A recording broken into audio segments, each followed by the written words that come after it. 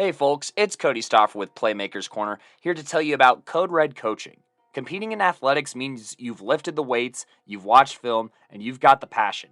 Problem is, that's what everyone else in the state has done. Perfect your game by honing in on your mental performance with Code Red coaching. Whether you are a team or an individual, Code Red coaching has the tools to create mentally solid habits and set up you or your team for success. Find Code Red Coaching at coderedcoaching.com or call 720-979-1914 to learn more today. That's coderedcoaching.com or 720-979-1914 today. Now back to the show. Howdy y'all, and welcome back to the Playmakers Corner podcast. I'm your host for this episode, Kodey Stoffer, and boy do we have a jam-packed episode for y'all, as we did have the first round of playoffs on 1, 2, 4, and 5A. And we also had the final week of the regular season for 3A, where we had league champions, and we figured out who those 16 teams are going to be for their playoffs here. It'll be very exciting, and we're just going to kind of go through this here as we normally do, starting off with Thursday scores and recaps.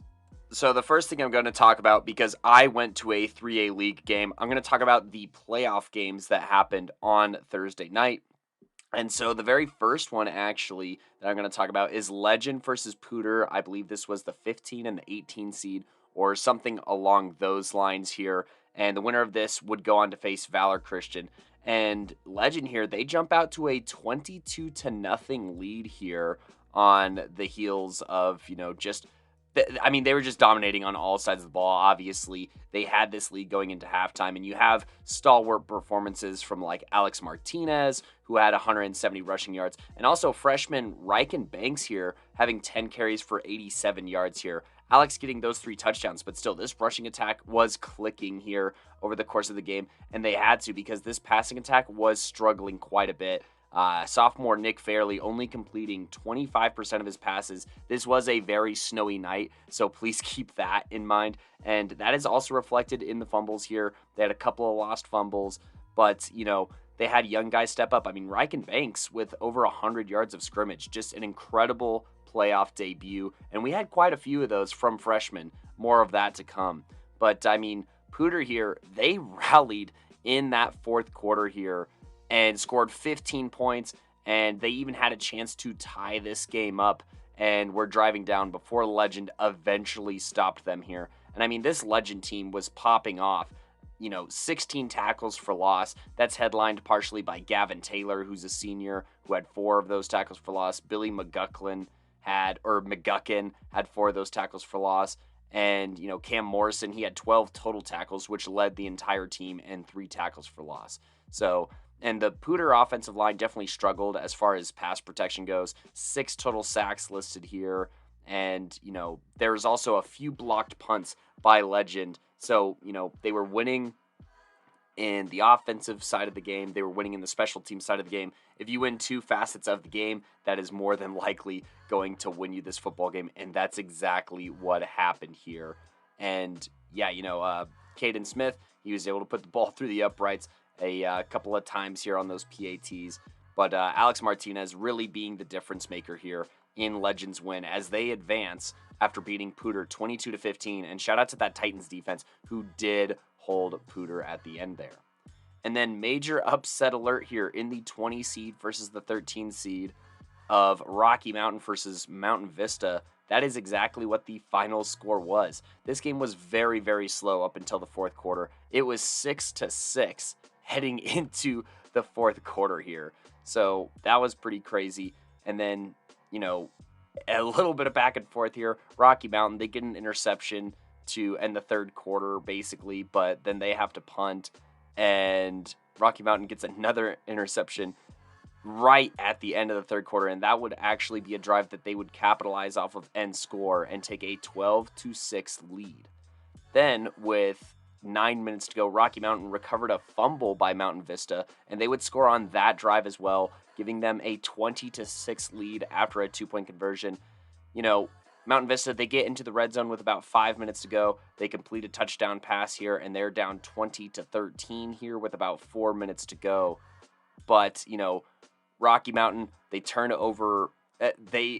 Rocky Mountain eventually has the ball and lose possession, turnover on downs, but Mountain Vista just doesn't have enough time. They're under a minute here, and Rocky Mountain intercepts a pass here to seal this game. And if you can't tell, I don't have specific names, players, or stats here, but Rocky Mountain forced a ton of turnovers this game. They forced 4 turnovers, 3 interceptions, and a fumble recovery, and they managed to score off of a handful of those opportunities. That's going to be a huge difference here. Once again, this was a very snowy game, but if you're a passing team like Vista, you either have to be balanced on offense or you have to be able to still pass the ball in the conditions. This is the Rocky Mountain State. It does get snowy. You could even argue that November is a later time to snow, and I just don't think Mountain Vista was quite at that level. This running game only had 4.3 yards per carry over the course of this game.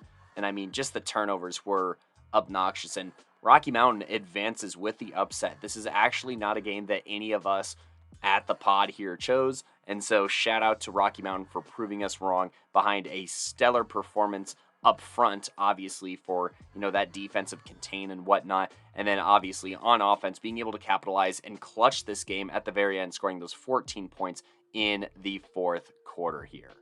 Now, for the other part of Thursday's games, I'm going to talk about the 3A teams and how that impacted the playoff picture here. So, sneaking in here to the postseason at the number 16 seed is Discovery Canyon. They finished the season with a 7-3 record following a win last week over Pueblo East, who did make the postseason, and a win this week over Sand Creek. They win this game 20-6 and get the number 16 seed in the playoffs, where they will face Roosevelt. More on the 3A bracket later, however. We are going to keep rolling here. And in other news, Pueblo East did get to play here, and they sealed the number 14 spot with a 24-14 win over Crosstown Pueblo County. Pueblo East in this game, just like everywhere else, really hard to move the ball, but, get an edge here by forcing 5 interceptions on Pueblo County sophomore quarterback Cohen Glenn here.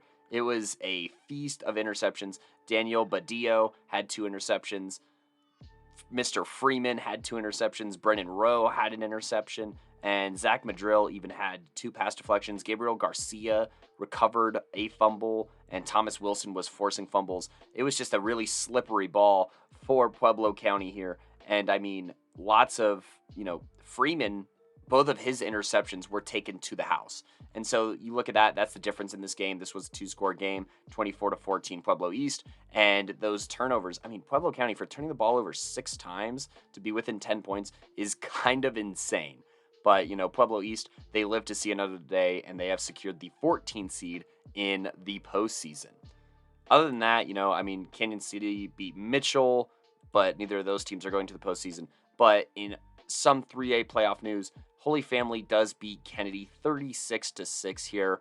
Not, little kind of bit of a mixed bag here from the quarterback performance from the Tigers here. But on the ground, they get it done as a team running for 223 yards and 4 touchdowns. Rylan Cooney running for 3 of those touchdowns, might I add. And obviously Anderson Osborne, the sophomore standout, with a receiving touchdown on the night. Holy Family secures a spot in the postseason. They are going to be your number 7 seed and will face actually the winner of this game that I'm about to do a full recap on.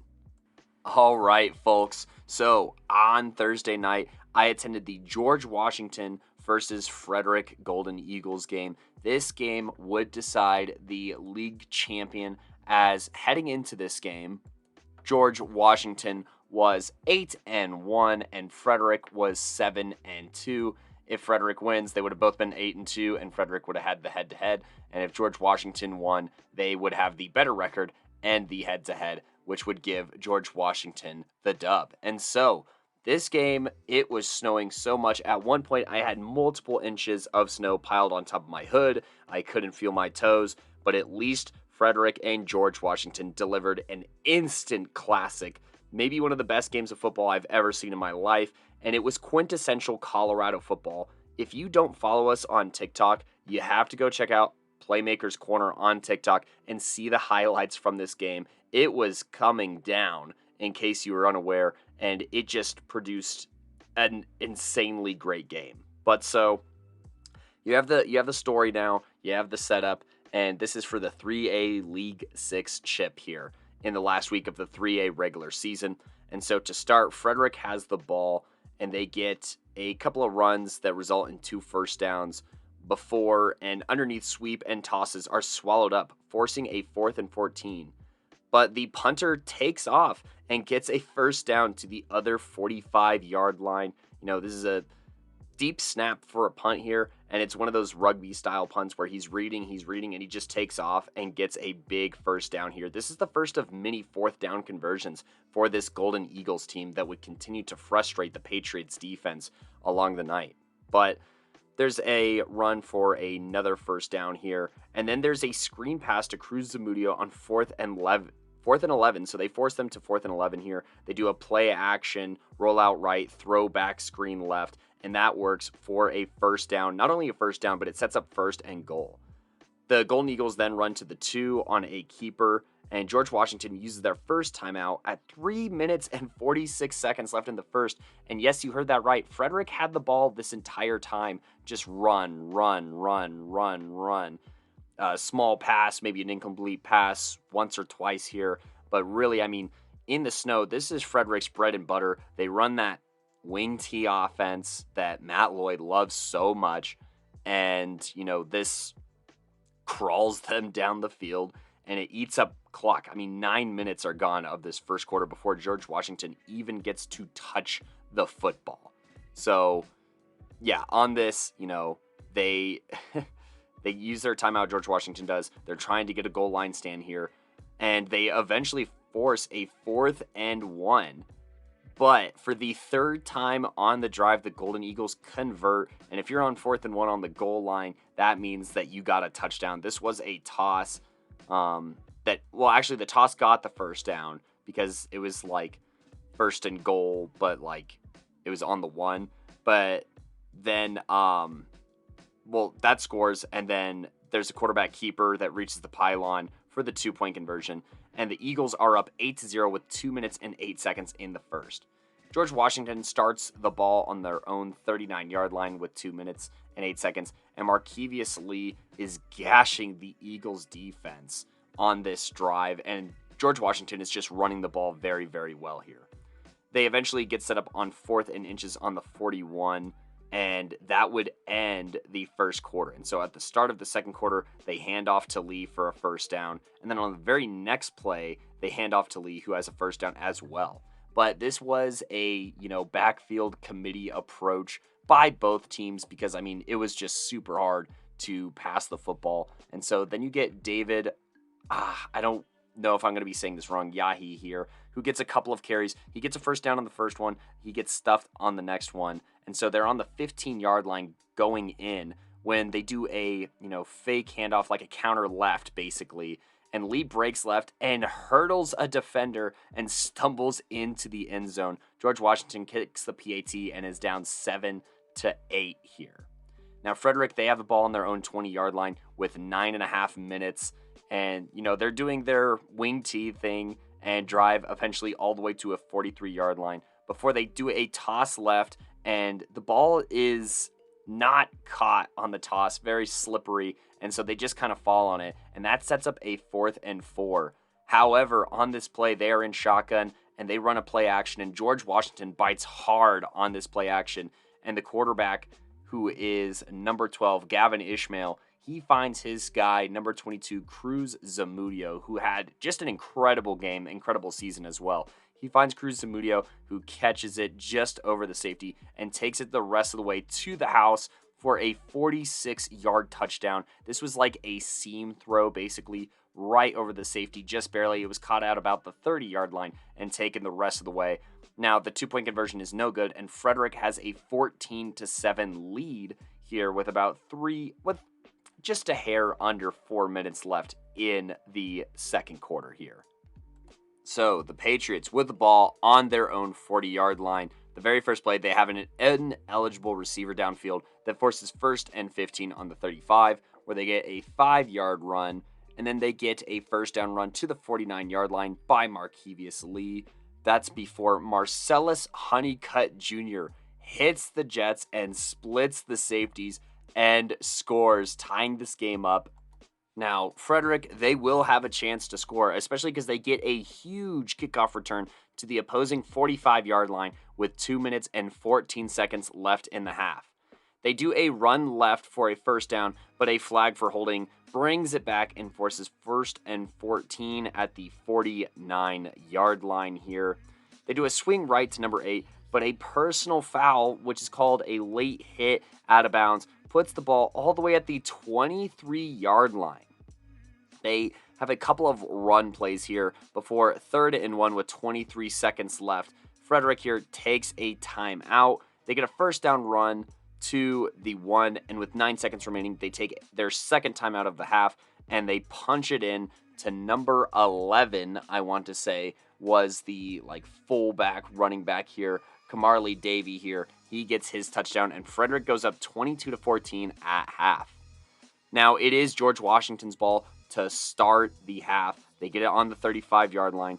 They eventually get into a 4th and 4 situation, but they get a handoff here that powers ahead for the first down. And then Markevious Lee gets a handoff that goes all the way to the opposing 47-yard line. But on the next play, a pass is intercepted by this Frederick defense.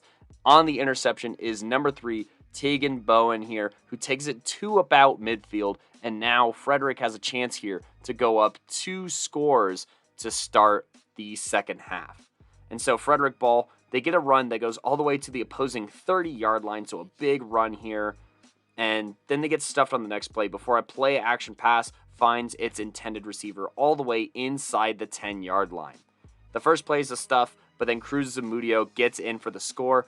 And with 5 minutes and 52 seconds left, Frederick kicks a PAT here instead and goes up 29-14. That is kind of a big deal here because if it was 16, it would have been 2 two-point conversions. But, there are some short runs by George Washington on this ensuing drive before a big Marcellus Honeycutt Jr. run that pulls this game 20-29 with 3 minutes and 49 seconds left in the third. Marcellus Honeycutt Jr. stepping up big time in this game and just going absolutely ballistic. And, the crazy thing about this, and I'll talk more about it at the end in possession time, is that Frederick ran 79 plays in this game.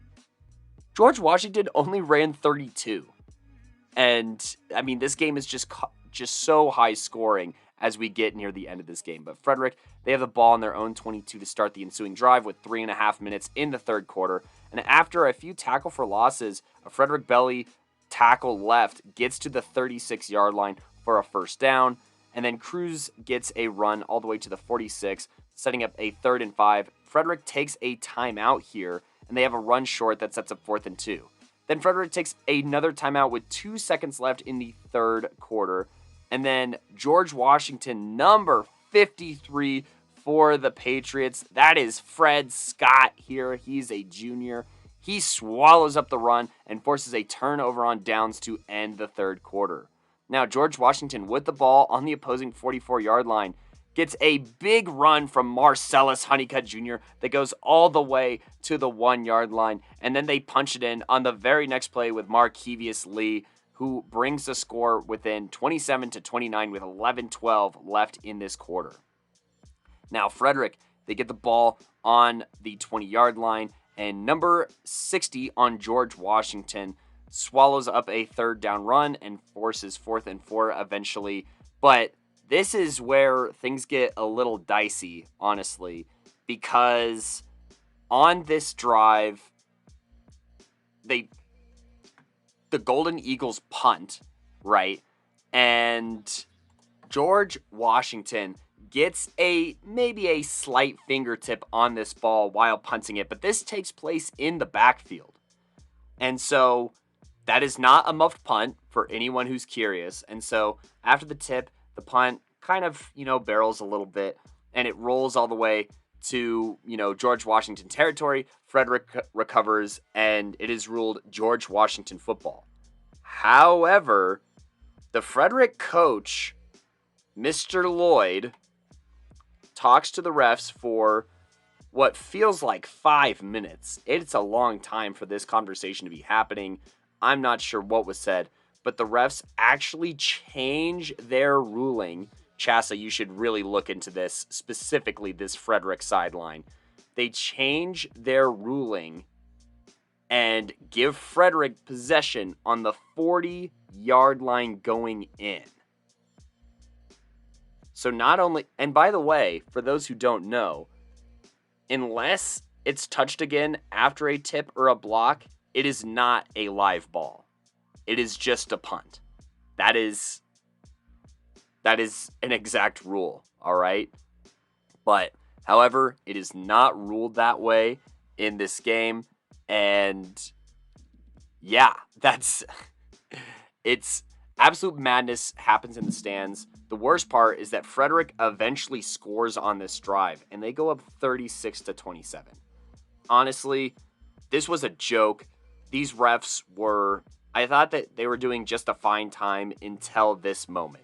And then the experience of Matt Lloyd and his sway in the state kind of reared its ugly head, and I really don't like that. I already have spoken on my opinions on Matt Lloyd in the past, but this really just left a sour taste in my mouth.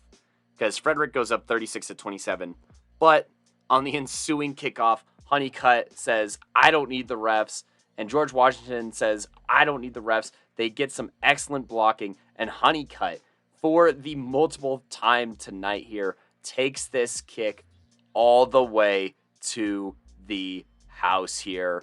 Just an incredible kickoff return. He had 143 total kickoff return yards on the night. This was a 91-yard return to put them in this position here. And Frederick, they get the ball back with 6.5 minutes left. And they drive. They're running their wing tee. The stands are hating it right now because they feel like, and it's starting to feel like, hey, George Washington probably just got chewed out of this game, because Frederick drives all the way into George Washington territory and even gets inside the 20-yard line under 3 minutes here. So they're eating up a lot of clock. They have the lead. It feels like they're about to make this a 2-score game with probably under 2 minutes left. But here's the thing. Men lie, women lie, people lie. But you know what doesn't lie, folks? The ball don't lie. The ball does not lie. It never has, and it never will. And this is proof right here. Because Frederick, with the ball inside of the 20-yard line with 2 minutes and 35 seconds left, fumbles the snap. And this ball is being kicked around by all the linemen. It can't be scooped up by any of the tailbacks or the quarterbacks. It's just spiraling in this swollen, snowy mess, right? It's super slick. George Washington finally dives on it with 2.5 minutes left in this football game. Now, with the ball, they hand off to Celis Honeycutt, who gains 9 yards. And then on the very next play, rips off his long of the night, a 78-yard touchdown run that puts George Washington ahead 41-36. And they're up with 1:53 left in this game.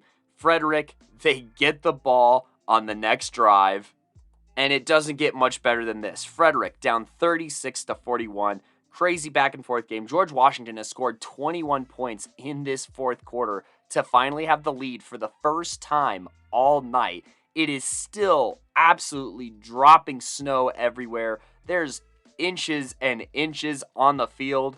It's gathered up. It's slippery. It's precipitating. It's Colorado football at its absolute finest, with the league on the line and with playoff seeding implications very, very heavy in this game.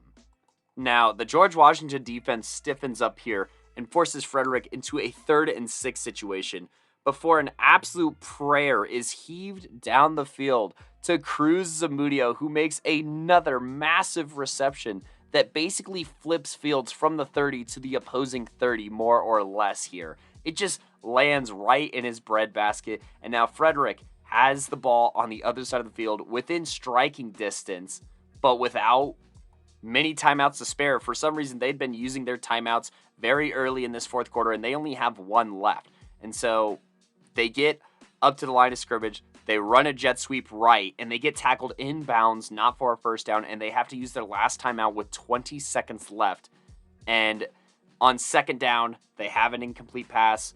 On third down, it's like 3rd and 6, I want to say, they have another incomplete pass, and there's a serious pass rush on this third down that forces this ball to sail over the head here. And then on 4th down and 6, with 10 seconds left in this game, Gavin Ishmael gets the snap out of shotgun, drops back, looks right. He likes what he sees on his receiver. He throws it. It's a little high here, but the George Washington defender makes an incredible, and I mean incredible, break on the ball and jumps up with the receiver to high point it and smacks it away, bringing the Frederick receiver down and giving George Washington possession with 2 seconds left, where they come out in victory formation and kneel, and they are crowned your 3A League 6 champions.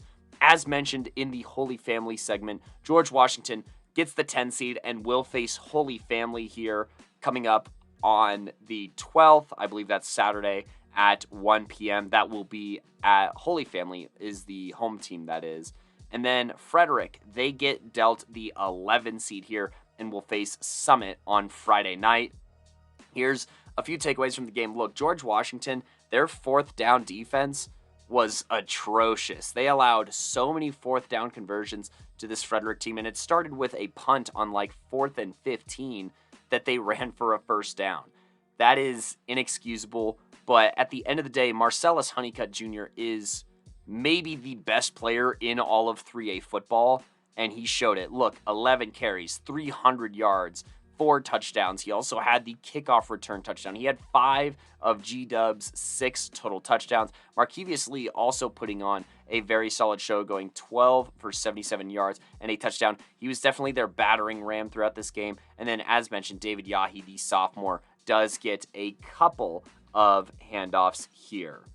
But, for Frederick here, there's not even, I don't know how you could be super sad about this game. Look, River Lakey had 65 yards. Kamarly Davey had 68 yards, 2 scores. Cruz Zamudio proved, even though his rushing average wasn't the best, he still had 2 rushing touchdowns. And then through the air, he had 4 receptions for 139 yards and a touchdown. He is still their best offensive weapon. It's not even close. And, this Frederick team was in a great position. They were in the ideal position to win this game. They were given the ball on the 40-yard line going in. They had a 2-score lead. Their special teams lets them down in a major way by allowing this Marcellus Honeycutt Jr. And then, fumble. They literally fumble this game away. They ran over twice as many plays as George Washington. And, the penalty difference wasn't too bad. Frederick had 5 penalties for 23 yards. George Washington had 1 penalty for 5 yards. Pretty inconsequential when you look at the entirety of the game. And then Frederick had 17 first downs to only G-Dub's 10. And Gavin Ishmael played a solid game. Look, his completion percentage wasn't necessarily the best, but he still threw for 162 yards and a touchdown to no interceptions. That touchdown pass to Cruz Zamudio on 4th down early in the game was massive to just how competitive and back and forth this game was going to be. That was, one of the earlier scores here, and, would give Frederick that lead that they would claw and hold on to until the 4th quarter here, where this defense there was no answers to Marcellus Honeycutt Jr. Markevius Lee was even averaging 6 yards per carry, and that felt, demoralizing. But Marcellus, his big play ability and ability to average 27 yards a carry, that was legit. It was like every other time he got a handoff, he was going to probably score.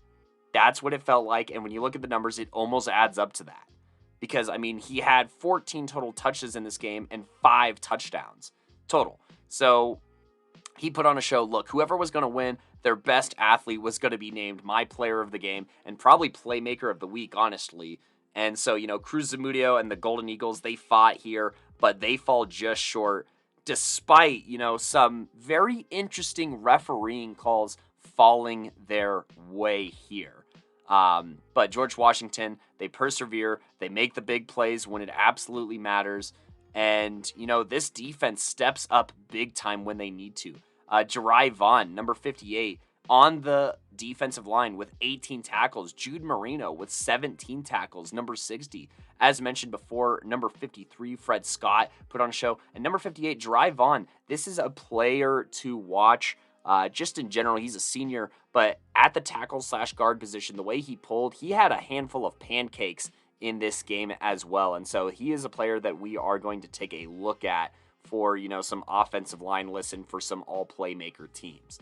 But George Washington, they're your 3A League 6 champs, and they pull this one out 41-36. And like I said, we'll be facing Holy Family. Frederick faces Summit. These two teams, they'll have a couple of games to play, but they could re-meet in the semifinals, and I think that would be a glorious game to be able to watch if it were to go that way. But if anything, this should let you know that, in the words of Coach V, quote, 3A is going to be a bloodbath, end quote. And it absolutely is. I'm super excited to go over the brackets following the weekly score recaps, and we'll talk playoff predictions later.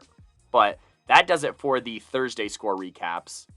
And for Friday, because I was able to go to a playoff game on Friday, I'm actually going to flip it around a little bit here, and I am going to talk about the 3A games on Friday and how that impacted the playoff picture here. Green Mountain with a big win over Skyview, 56-18, securing the number 5 seed in the playoffs. Summit and Durango are both the benefactors of forfeit wins, essentially giving them buys for the playoffs. Summit, the number 6 seed, Durango, the number 2 seed in 3A here. In other 3A news, Harrison whoops down on Sierra 49-6 and snags the number 15 seed in the postseason here. Moving on to other 3A action, Northridge beats Severance 27-19. Shout out to the Hoffman brothers, who've had a spectacular season to this point and will be returning to try and get the Silver Knights into the playoffs next year. Northridge here securing the number 4 seed in the postseason. Pueblo South beats Pueblo Central, putting the nail in the coffin that the Central Wildcats will not be in the postseason here. Lutheran beats Fort Morgan 37-0 and is the number 3 seed in the 3A playoffs. In a little bit of a surprise, Thompson Valley really whoops down on Resurrection Christian here, 41-6, putting Resurrection Christian at the number 12 seed, being ready to face Green Mountain in the postseason, and giving Thompson Valley the 8th seed, where they will face the number 9 seed Evergreen Cougars, who won the Mountain Bowl to end their regular season over, I wouldn't say cross-town, more like cross-mountain rival Conifer, 41-0.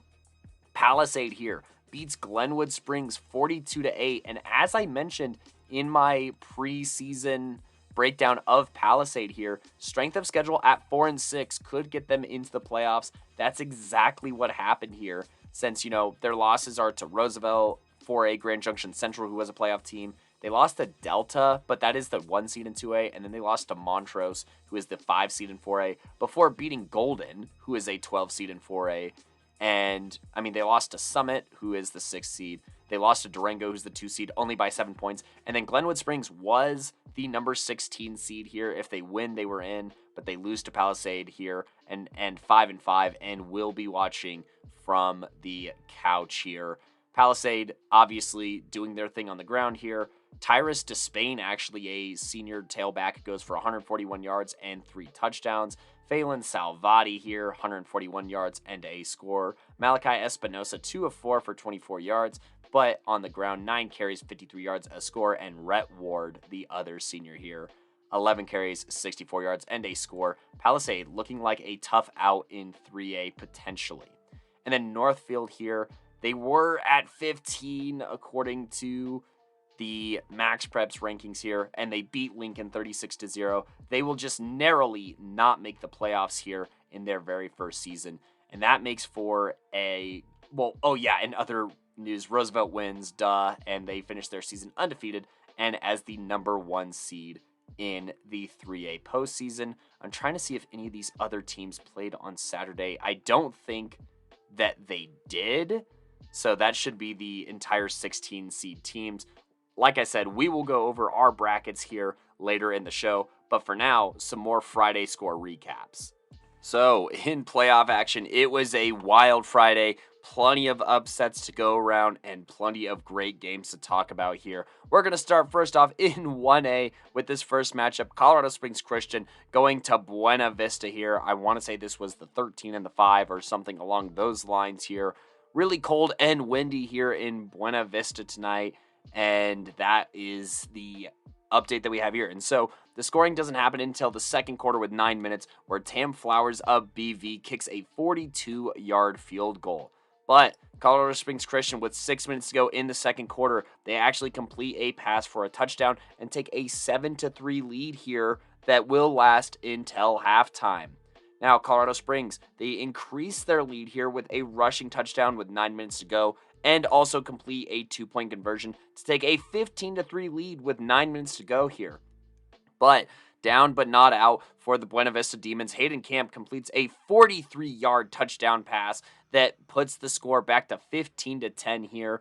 And Colorado Springs Christian, with 5 minutes to go in the third quarter, drive, and they pick up a couple of first downs here before Caleb Camp gets an interception on the 5-yard line with 1 minute to go in the third quarter, down 15-10. And so Buena Vista would start with the ball under a minute in the third quarter. They'd end up with a fourth down, and they would have to punt back to Colorado Springs Christian. So they kill a scoring drive potentially, but don't score themselves. Now, eventually, Buena Vista gets the ball back with about 5 minutes left in this game, and they drive all the way inside the red zone here, and Hayden Camp punches in the 2-yard rushing touchdown and the 2-point conversion with under a minute left to give Buena Vista the 18-15 lead here. Now, Colorado Springs Christian, they start with the ball on their own 33-yard line, and they get a first down in under a minute. Then they get another first down, setting them up inside of Buena Vista's 10-yard line just like that. And they finally get a touchdown here with under a minute to go, and they pull off the upset, winning 21-18 and getting a dub here in this game. You know, this defense does force an interception. The Colorado Springs Christian defense does, but Buena Vista also intercepts Velasquez 3 times here.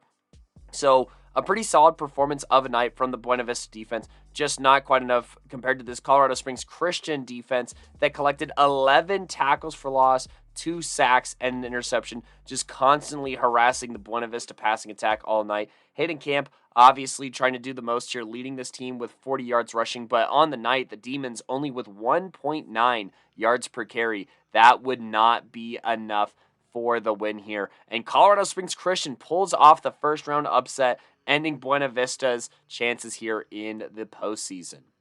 Now, we're going to kind of be jumping around here according to the list on Max Preps, but in some huge 5A news, Thunder Ridge benches their senior quarterback who'd been starting all year and starts DJ Bordeaux, the freshman here, in his first ever varsity start, and boy, did he give the Grizzly fans something to remember here. Now, in the very first quarter, the score was 7-7, and at one point, Doherty, after a 25-yard field goal, was leading in the second quarter 10-7. But that would be the last time that they were leading here, as Thunder Ridge would score on the ensuing drive with 4 minutes to go, and then Thunder Ridge would then take off here. They would get a 15-yard pass for a touchdown to go up 17-10 just before the end of the second, or with about a minute to go in the second quarter. They would then get the ball right back here and score again before half with a 3-yard pass completed for a touchdown, going up 24-10, and the rest is history from here. Thunder Ridge would never be caught from that 24-10 lead, scoring 2 more touchdowns and winning 38-10. Caden Becker here for Doherty, putting in a solid performance, 15-30 for 163 yards, while also getting 11 carries for 67 yards and a touchdown. The Doherty offense rushing for 171 and passing for 163, coming out really hot, but stalling out quite a bit in that second half as the Thunder Ridge defense returned to form here, led mainly by Max Hughes, the junior, 11 tackles, 3 for loss, and then Kyler Pilgrim, 10 tackles and 1 for loss. Caden Schaus, not to be forgotten, 6 total tackles and 2 of those being for loss. And Also, Ethan Hill / Max both registering half a sack. LaRon Donald of Doherty registering 2 sacks in this game. Still pretty impressive. But, I mean, this Thunder Ridge defense really turns it up here in the second half and just shuts out this team entirely. And for the Thunder Ridge offense, this is one of the better passing performances they've had all season. Richard Acuna with over 100 yards. Gavin Olshan with 173 yards and 2 touchdowns. CJ Reese, the junior stalwart, with 3 receptions for 50 yards and a score. All of those coming from freshman quarterback DJ Bordeaux. We've been talking about DJ for quite some time on this show. We've covered him and have broken down his film initially from his 7th grade season, I want to say. And, last year when we were able to attend more middle school games, we attended a lot of those Spartans games and knew that DJ was going to be someone who's special. And in his first start, goes 19 of 30 for 326 yards, 3 touchdowns, no interceptions, a QBR of 133.5, and he notched another 11 yards on the ground. I believe that number might even take a step forward. This Doherty defense did a really good job of slowing down this Grizzlies offense in the run game, holding them to only 2.9 yards per carry, which is a significant decrease from what they have in the past. However, this Thunder Ridge offense did have the benefit of the passing game coming to life here under the, quarterback change, and I think that is something to be very excited about, and I believe that I will be able to make the Arapahoe versus Thunder Ridge game on Saturday night, barring any setbacks or anything like that. But huge kudos to DJ. You know that he's been one of our guys, a true PMC original here, and he has definitely earned this. And also shout out to DJ for getting his first official offer to Penn State as well. So all of that's very exciting. Thunder Ridge does advance in the postseason and will be facing Arapahoe. Now, Strasburg versus Burlington. Back to some 1A action. Strasburg takes care of business here. 5 rushing touchdowns, 306 total yards. Zach Marrero leading the charge with 207 of those yards. Thomas Devlin having 69 of his own. And then Landon Martin goes 8 of 12 for 99 yards, a touchdown, and a pick, while also getting a rushing touchdown here. Strasburg, number 2 seed for a reason. Now, Eagle Crest versus Fountain Fort Carson, jumping back to some 5A action. This one was not particularly close. At the end of the first quarter, it was only 7-0 Fountain Fort Carson, and it was really close to end the first half, 27-14.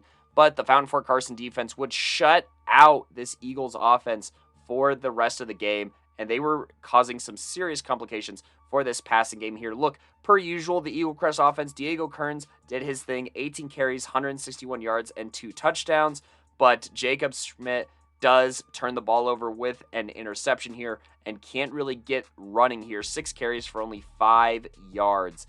Not a whole lot to gain here. Fountain Fort Carson here, on the other hand, on offense, does get a solid performance from Tavion Tooley, maybe his best of the year, 10 of 16, 204 yards, 4 touchdowns, and no interceptions, while also rushing for 84 yards and 2 touchdowns. Tavion Tooley with a 6-touchdown performance, definitely a Playmaker of the Week candidate for sure in this huge win over Eagle Crest here. And then on the defensive side of the ball, they did force 3 turnovers, which would be well more than enough for this FFC team to get the dub. Jumping over to some 4A action here, Mesa Ridge takes care of business against Monarch, as they should, being the 10 seed versus the 23 seed, I believe is how that shakes down. Bryce Reel, 14 of 22, 158 yards, 2 touchdowns. And then on the ground, Trayvon Salas here, as a freshman, 21 carries, 124 yards, and a score in his playoff debut. And then Isaiah Jones, 28 carries for 224 yards and 2 touchdowns himself. Big performances from lots of freshmen over this weekend. And, Trayvon Salas is one of those for Mesa Ridge. Thinking about going to that Mesa Ridge and Heritage game coming up on Friday. Now, in some 2A action, this is the first 2A game that we're talking about here. We have TCA versus Moffat County here. And TCA quickly jumped out to a 17-0 lead with just under a minute left in the first half. But Evan Atkin rips off a 74-yard rushing touchdown here just before half to make it 7-17. But then Evan Atkin gets another rushing touchdown here and brings Moffat County back within 3 points, 14-17, just before the half. TCA, a team that we have seen had some epic playoff meltdowns here. Will they allow that to happen again? Well, To start the third quarter, you wouldn't think so since they get a rushing touchdown and a PAT here to go up 24-14 here. And then they force a punt, getting the ball and eating up a lot of time here before eventually having to punt back to Moffat County. Now, Moffat, with the ball to start the fourth quarter, they eventually have to punt here. And Moffat County, with 9 minutes to go, they start with the ball on their own 5-yard line, and TCA makes them pay. Jaron Texer has a 4-yard pick six that puts this game away here. They would get one more rushing touchdown in this game before winning 38-21. Big performances from the defense, obviously, who does have that pick six. That is definitely in our conversation here for Playmaker of the Week. But 3 total interceptions on the night, 3 forced fumbles, and 2 of those being recovered. This TCA team just looked a little bit stronger from top to bottom, whereas, this Moffat County team, per usual, was very, very heavily reliant on Evan Atkin. It looks like they might have even had to bench their senior quarterback at some point. Evan Beaver, a junior, goes 15 of 28, throws a touchdown and 2 picks. Evan Atkin throws a pick on a trick play here. Caden Hickson with a solid receiving game going for over 100 yards. But, Evan Atkin losing 2 fumbles in the biggest game of the year is something to be talked about and something that will be considered when we are looking at our top 5 senior rushers here. And speaking of rushers here, Caden Rusin for TCA is the lead rusher in a surprising turn of events, going 24 carries for 140 yards and 2 scores, showing that TCA dominant offensive line that does eventually take care of business here, as they will advance to the next round and will be looking to play University here. Now, we'll get to that game in a minute, but Skyline takes care of business against Widefield here. They go up 28-6 before the half even ends here, and would go on to win this game 48-13.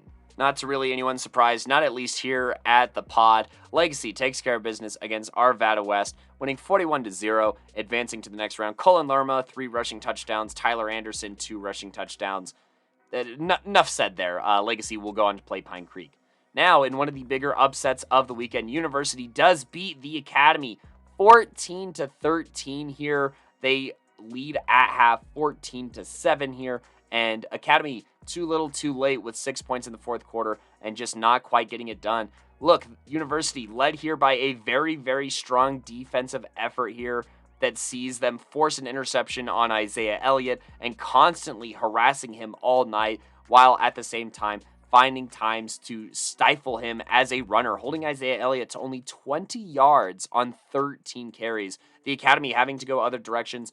Donahue stepping up big time for them, 8 carries for 111 yards. And then Sean Smith and Tony Fabian being the lone touchdown scorers. Cole Croissant, though, has an incredible game, 14 of 16, 146 yards, touchdown and interception, but is also the Bulldogs' lead rusher on offense with 20 carries for 82 yards and a score.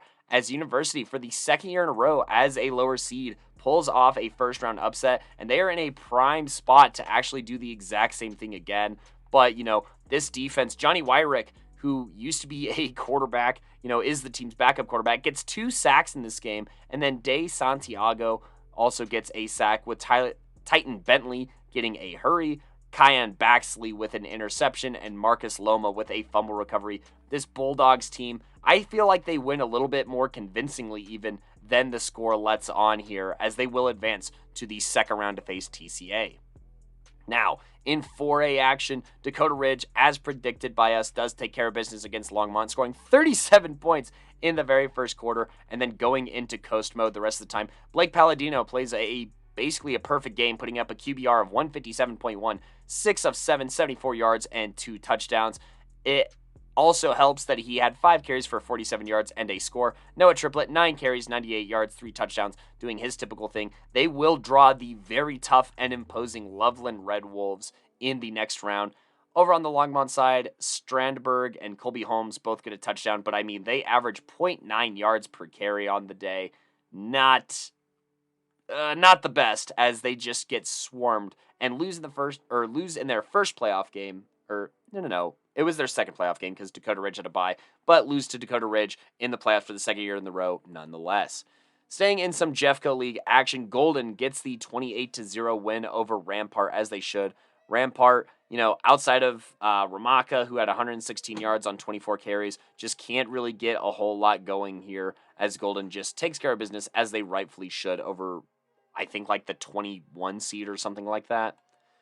Now, huge congratulations and shout out to Fossil Ridge, who wins their first ever playoff game against Mullen. This was at home against Mullen here. Tyler Kubat, incredible performance, 18 of 23, 324 yards, 4 touchdowns, and a pick.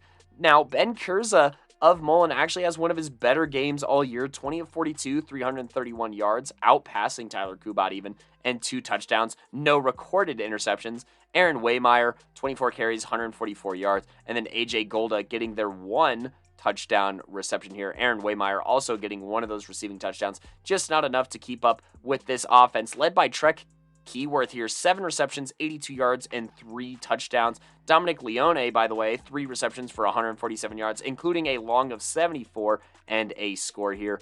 The rushing attack for Fossil Ridge, making this look like a very balanced and dangerous offense. Colton Pollock here, the sophomore, 8 carries, 121 yards, and a score, a long of 72. And then Jake Toshif, I want to say, who's also a sophomore, had 8 carries for 45 yards and a score as well. This Fossil Ridge offense looking very explosive and dangerous in this 45-21 win here. Plenty of recorded pancakes. Thomas Iverson, 5 recorded pancakes on the night. And then Gage Ginther, by the way, getting his first offer to Mizzou, actually, just over this past weekend. Lots to be excited about for this Fossil Ridge team heading to face the number 10 or the number 7 seed Regis Jesuit. That should be a classic game.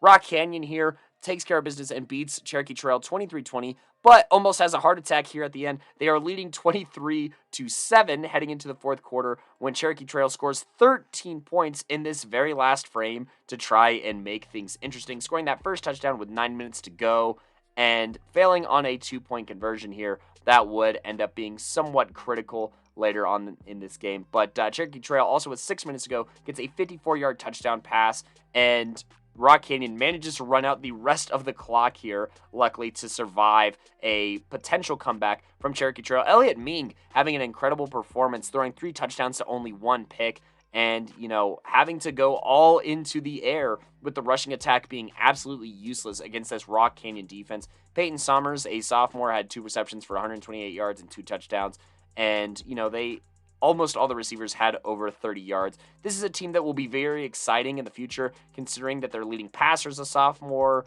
Their 2 of their 4 leading receivers are also sophomores. Their tailback, Noah Collins, is sophomore.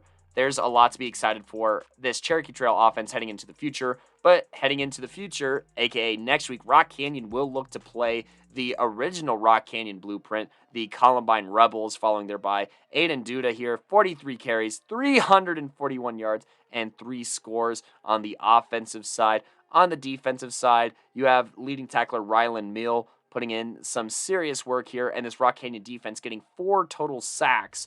And then you also have Rosenmeyer here with 2 pass deflections. Austin Bowker here with an interception that he took back 48 yards. Not for a touchdown, but with a massive return nonetheless here. Plenty to be excited about for Rock Canyon as well. Now, unfortunately, our good pal Gideon here is feeling under the weather, so I'm going to try my best to do my best Gideon impression. Gideon, I apologize that I'm not going to be able to deliver your content the same way that you do, and I'm sorry to the fans that you're going to have to try and listen to me imitate such a unique reporting style on our pod, but here goes nothing. Gideon was able to attend in 4A the number 15 seeded Windsor hosting the number 18 Bear Creek. And so, as Gideon does, going back and forth starting with one team and going through their game summary and going through the other team's game summary, we will start with Windsor here. And, for Windsor, Gideon says, and this is all in quotes, by the way, this game was awesome. Good food from the chili Thai across the street, even though they didn't give me a fork. An amazing and beautiful atmosphere in Windsor, and a fun, passion-filled outing. On top of that, a few crucial players were out in Adrian Rico and Garrett Sauer, so it was up to the backup quarterbacks to orchestrate the offense. How did they do, one might ask? Well, let's find out. And so, in the first quarter, starting this one out, Zach Johnson and Jackson Harden got a tackle. Harden got a hurry, and along with Josh Taylor running some good coverage, forced an incompletion. Colton Piper got a tackle to force a run out, and with strong team defense, they forced a punt. On offense, Chase Thomas started out by running for 6, but a bad snap made me worry for a second as it was fumbled. However, Jaden Thomas picked it up and managed to carry it 12 yards for a first down on a wild play. Another bad snap led to an incompletion, but Jaden Thomas came in on 3rd and 10 and rushed for 12, where I thought he wouldn't see the light of day. There were so many guys around him. Unfortunately, this drive led to a 4th and 10 shortly after, where Gavin Helm punted a perfect spiral that went 55 yards. Harding got another tackle, followed by Henry Jones getting a hurry. Trevor Villalpando got a tackle, and on a goal line stand, Villalpando got another. Piper got another tackle of his own, but this didn't stop a 3rd and goal on the 1. After a fumbled kick, the Wizards were down 0-6 with 2:11 left in the first. Jaden Thomas ran for 45 on the kickoff return, and then Mitchell Madrill ran for 5 of his own. However, this drive also ended on 4th and 4, where it looked like Helm would punt. However, a clever fake that had me juked out made it so that Zach Johnson received for a first down, keeping the drive alive as time ran out in the first quarter. Now, we're in the second quarter of the summary, and entering the second, Chase Thomas carried the handoff for 2 yards. Then Wyatt Gustafson passed to Jaden Thomas for 12, where Thomas broke multiple tackles for yardage. Jaden Thomas then had a falling catch for 6, but the drive fell short, meaning that the Wizards would have to kick a 40-yard field goal.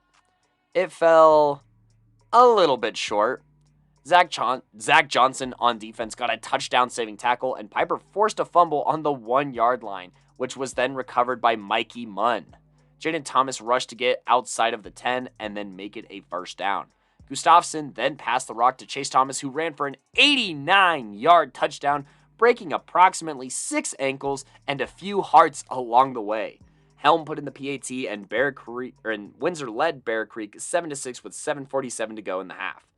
Jones got a pass deflection and then shared a tackle with Harden, which helped force a 4th and 14 punt that went out at the 42. Madrill carried for 5, and then Jaden Thomas ran for 3. Jaden Thomas then ran for a touchdown, which got called back due to holding. Chase Thomas caught for 5 yards through contact, and then Jaden Thomas broke 4 separate tackles to get the ball to the 2. However, they got stopped on 4th and goal and had a turnover on downs. Jones did the miraculous for the defense and forced a safety with 2:32 left in the half to put Windsor up 9-6. Before I had finished writing down what happened the previous play, Chase Thomas returned the kickoff 73 yards for another touchdown. This made it 2 scores in 10 seconds for Windsor, which was capped off by Helm hitting another PAT, putting Windsor up 16-6 over Bear Creek with 2:21 to go.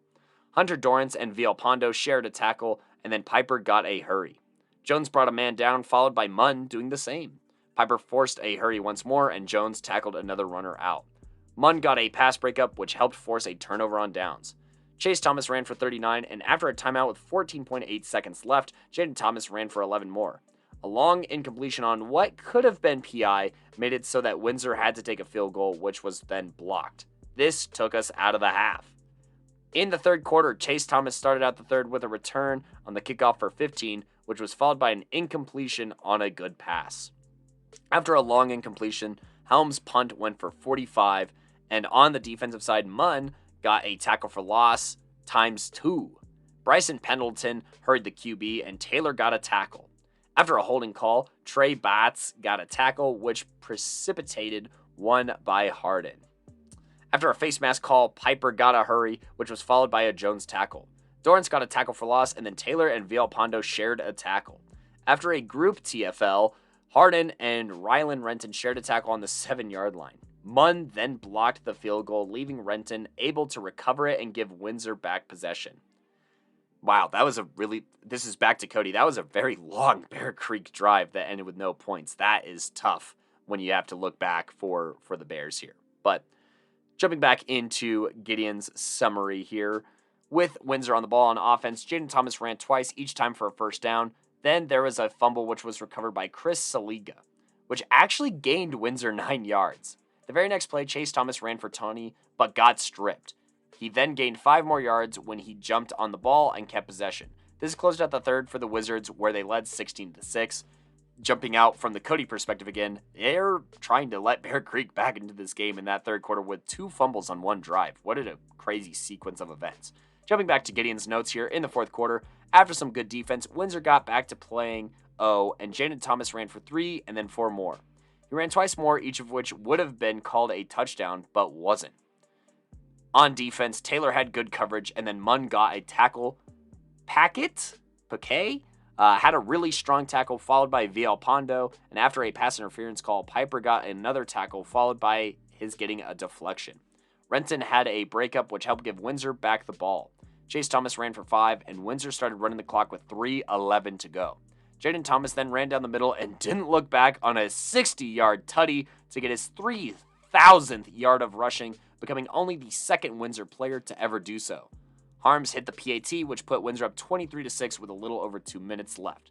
Johnson got a sack, followed by Munn getting a tackle, and the game was over when Munn caught an interception with 28 seconds to go. Now, being crowned the defensive playmaker of the game, Colton Piper, Windsor made it very difficult for me in this one. I could go with Brock, Paquet, Hunter Dorrance, Trey Batts, Henry Jones, Jackson Harden, Mikey Munn, Zach Johnson, or Colton Piper. I decided to go with Piper here. Colton Piper, sporting the lucky number 61, was a very important physical tone setter for the Wizards, along with a critical pass rusher. The junior defensive tackle was always working hard to keep his guys focused, along with getting his work done. While his 17 tackles were actually below his season, 7 tackles were below his season average of 8.2, he also got a pass deflection and caused a crucial fumble.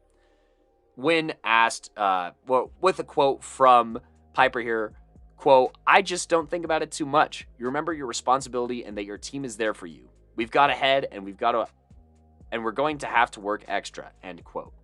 Now, for the offensive player of the game, Gideon has crowned 2 offensive playmaker of the games here in Jaden Thomas and Wyatt Gustafson. During this game, Jaden Thomas became the second ever Windsor Wizard to pass 3,000 rushing yards with 119 on the night, punctuated by his 61-yard touchdown. Jaden Thomas was impossible to bring down, with it sometimes taking 3 defenders on his back before he would slow down. Quote from Jaden Thomas, "We kept our guys straight-headed. Guys my size got to put that work in because we can do just as much as the bigger guys can. We just got to work for it," end quote. Additionally, freshman quarterback Wyatt Gustafson went 8 of 14 for 154 yards with a 119.3 passer rating. It was only his second varsity start, and it was the best game of his year as of yet. The future is bright if Gustafson keeps playing like he has. The playmaker of the game is Chase Thomas. Gideon put, "Chase Thomas is speedy." The 5'8" senior running back finishes the TNT duo masterfully with a plethora of jukes and spin moves that put his defenders in a blender.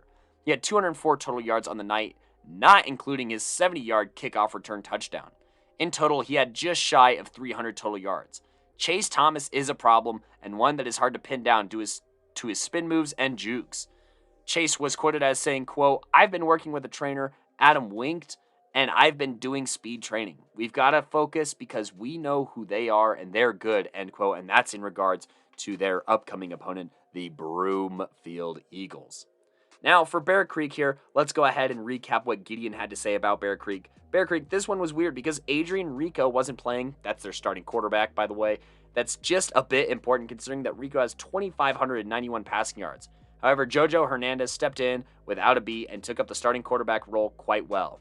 Onto the game. Quarter 1, the Bears started with possession in this one, and Emilio Mendoza returned the kickoff for 25. Steve Campos ran for 10, but after a false start and a long incompletion, Jojo Hernandez ran for 5. On 3rd and 10, the wide receiver ran across the line of scrimmage early, pushing them back quite a bit. Hernandez was this close to getting a first down on the following run, but stepped out of bounds 4 yards short. This had them at 4th and 4, where they punted, which went out at the 33. Mendoza got a tackle, which was followed by a Mason Rodriguez and Jeremy Vasquez sharing one. Vasquez then shared one more, this time with number 9, and then number 9 then got a solo, which helped force a punt.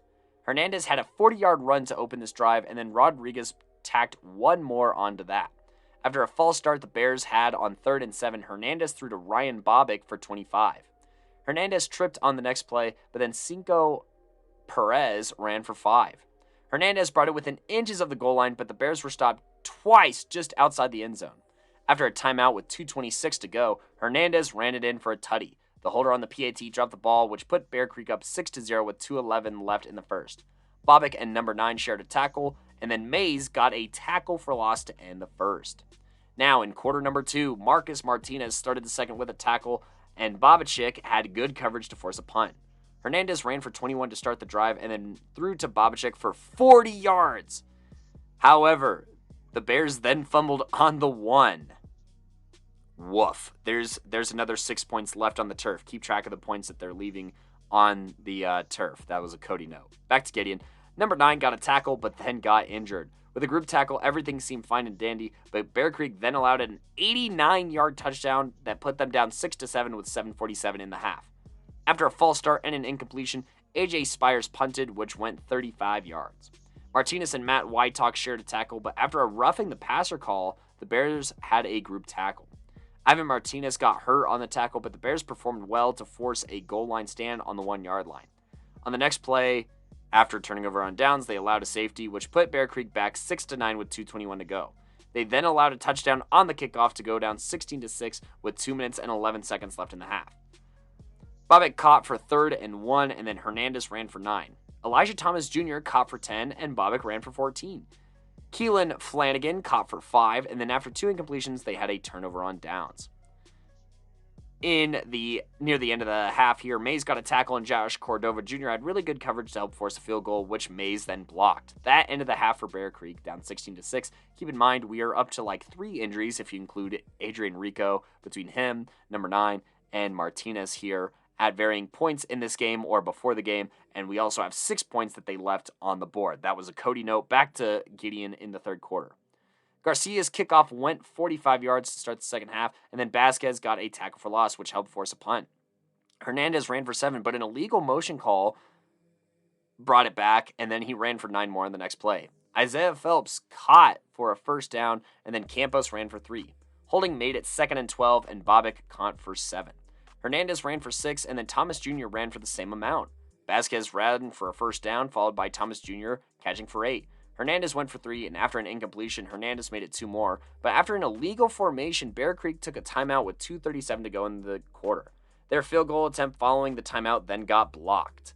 So there's 9 points that they've probably left on the board at this point. They forced 2 straight fumbles, but failed to recover either of them to end the third. In the fourth quarter, number 9 came back and got a tackle, followed by this getting a tackle for loss, which helped contribute to a turnover on downs. Campos ran for 10 yards, and then Phelps caught for 12. On 3rd and 9, Cordova Jr. was able to get the ball to the 11. Campos made it 5 more, but after a deflected pass, Campos made it 2 more. The Bears turned it over on downs on 4th and 4. Brett McMillan and Wytalk shared a tackle, and Martinez tackled for loss, but the Bears then allowed a 61-yard touchdown that basically sealed it for them.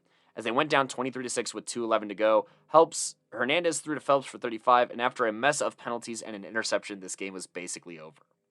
Now, defensive playmaker of the game for Gideon, for Bear Creek, is Marcus Martinez. Marcus Martinez was among 21 seniors on this team, and his passion to keep fighting and do his best to get even one more down was very clear. He got 6 tackles and caused a fumble. What didn't show up on the stat sheet was how hard he worked in the trenches against guys often bigger than he was. Quote from Martinez is, quote, "I always repeat that I'm better than the guys I'm facing. I try to get my line going and make it a challenge. My team is there. I lead by example and work my butt off. Iron sharpens iron," end quote. Now, offensive player of the game, Ryan Bobick here, did most of the work on the receiving end for the Bears. He had a lot of catches for long gains, and he did a good job manipulating the defense to do what he wanted. Quote, "Just find open space and take what they give you. I'm going to get faster and stronger heading into next year. You have to work, and it pays off. Whatever and whoever they want us to play, we'll do it at 110%, end quote. Now, the playmaker of the game for Gideon was Jovan Hernandez. Jovan Hernandez stepped up when it mattered most. I'm not sure why, but Adrian Rico was out for this game, and it was up to Hernandez to fill those shoes. Hernandez scored the only touchdown for Bear Creek and made a lot of good reads. He passed well and ran the ball well, too. He reminds me of Colton Pollock a little bit. When Rico graduates next year, the Bears will be in good shape tonight if tonight is any indication. Hernandez said, quote, "I play a lot of Madden, and I work to get the practical application of those skills in. Playing multiple sports allows me to develop my skills and make me a well-rounded athlete. I'm going to be grinding and putting on weight this offseason, end quote. So, Gideon's summary of this 15 versus 18 seed playoff game. This game was exciting. Regardless of the 30-degree temperature, which I think weakened my immune system enough for this cold to come on. Everyone, please wish Gideon luck on getting healthy. Everyone played hard and fast. Everyone knew that it may be their last chance and nobody wasted it. Everyone on the field fought, and I couldn't say that I saw any lazy players that anybody would be ashamed to say was their last. Windsor just got the right gains at the right times. Both teams did what they could with their backup quarterback, and it was a battle of the backups.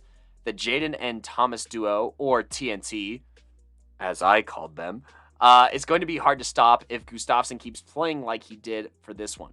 For Bear Creek, their season is over, but they have a bright future ahead. With Bobek and Rico being seniors next year and Hernandez only being a sophomore, they have a core. They just have to replace their linemen, as the majority of those 21 seniors were on the lines.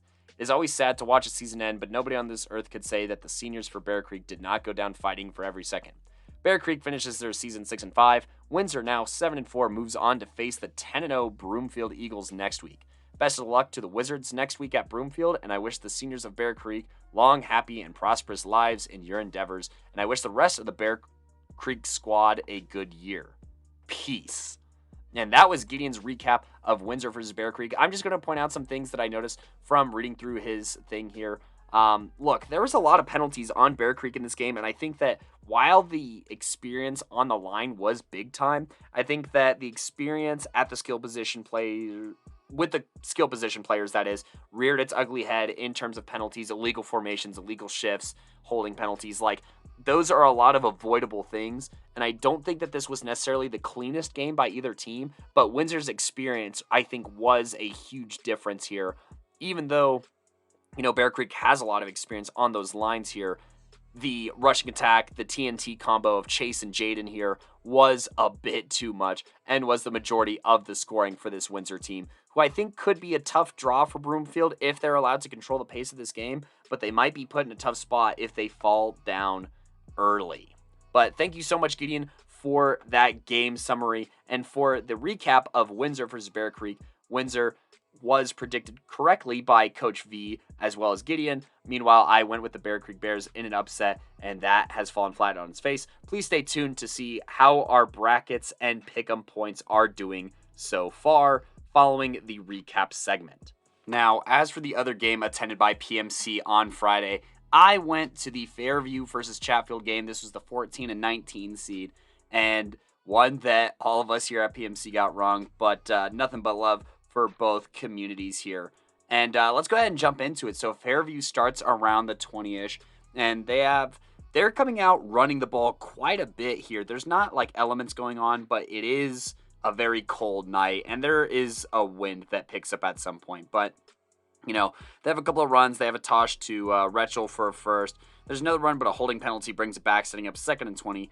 There's a deep pass that's almost intercepted before a short run, and then a pass to the set up 4th and 5. They try and draw Chatfield off sides, and then they use a timeout at 9 minutes and 50 seconds and punt.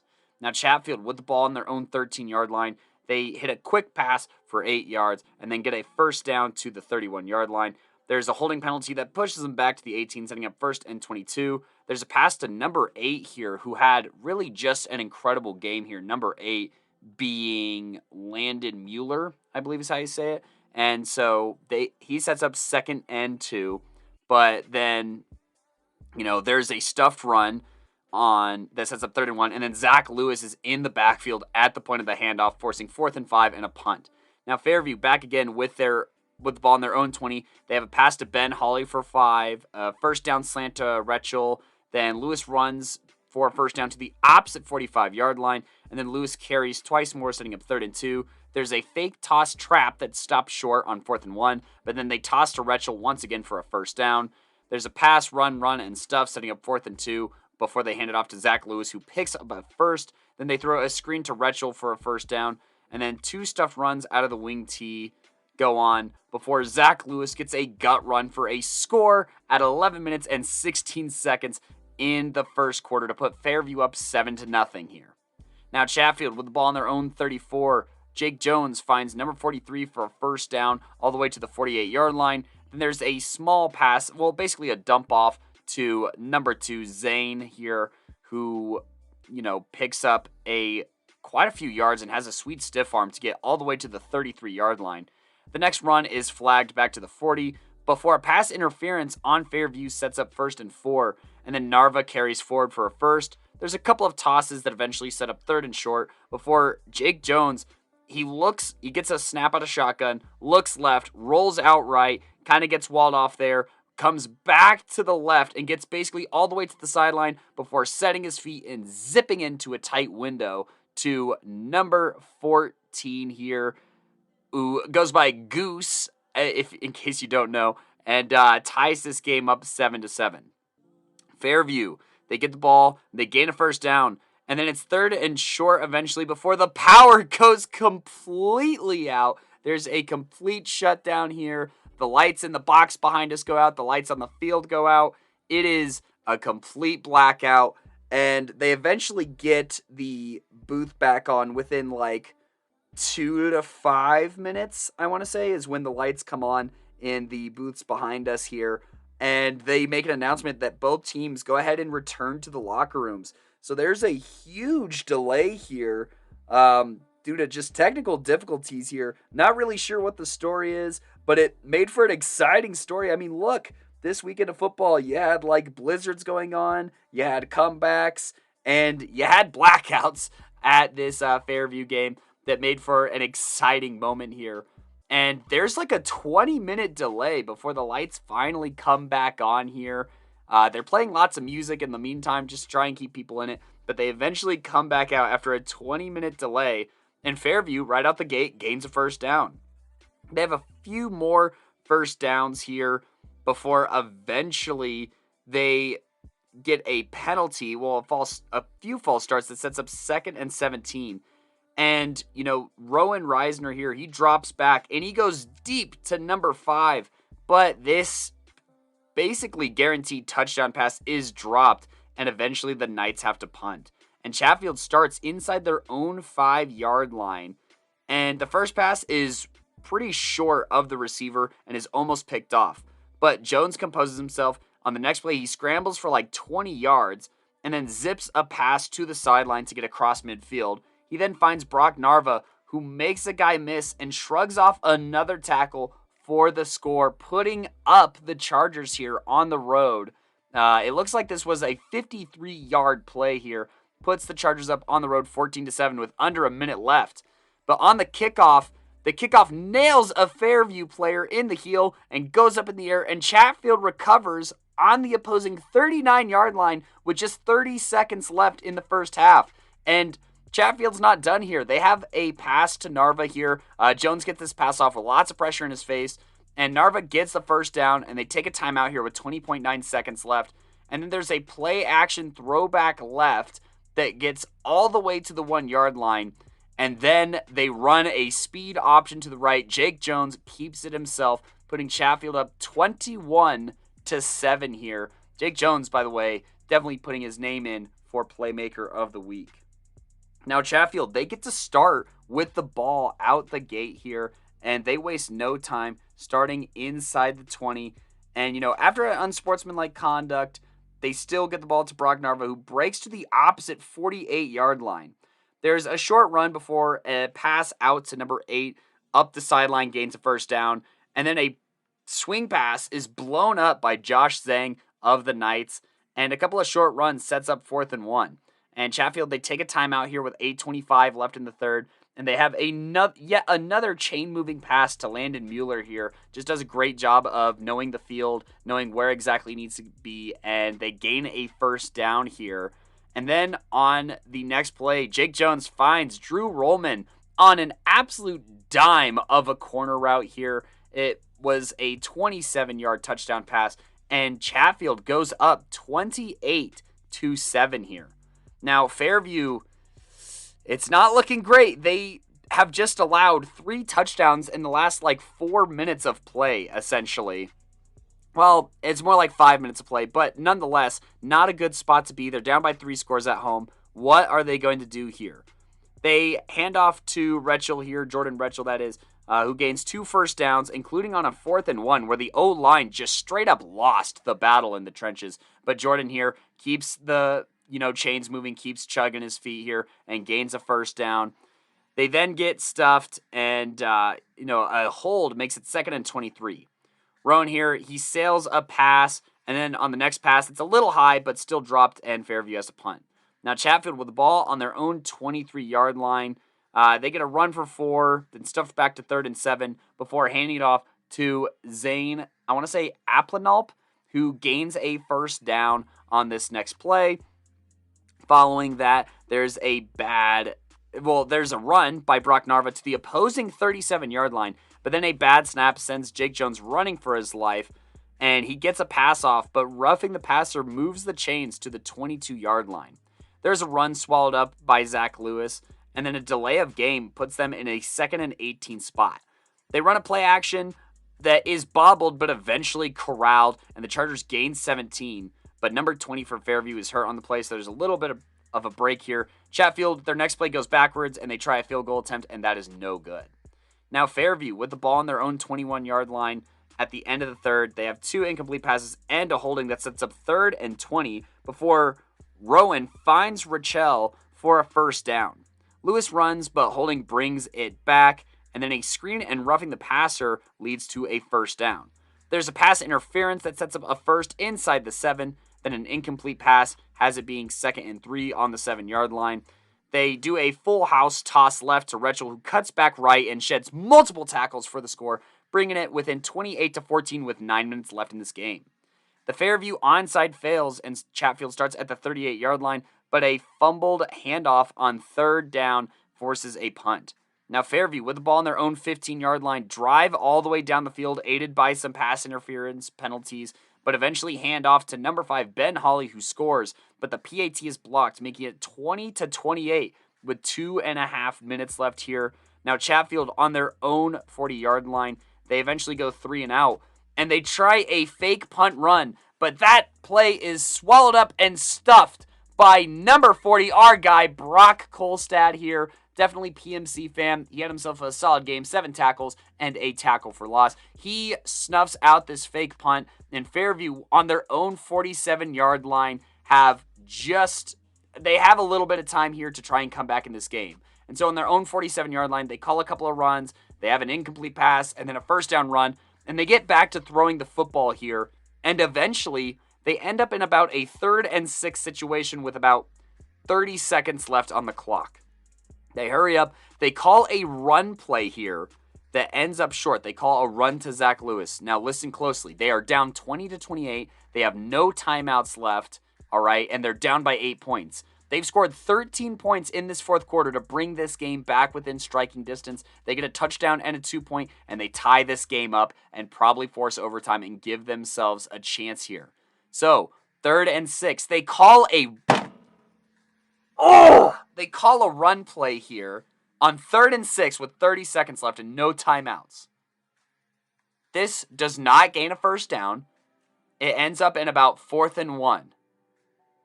They hurry up to the line, and the ball is spiked. If you're keeping track, yeah, that was 4th down. With 16 seconds left, they spike the football, and that's the game. Chatfield assumes victory formation, and that's it. Fairview really outcoached themselves here.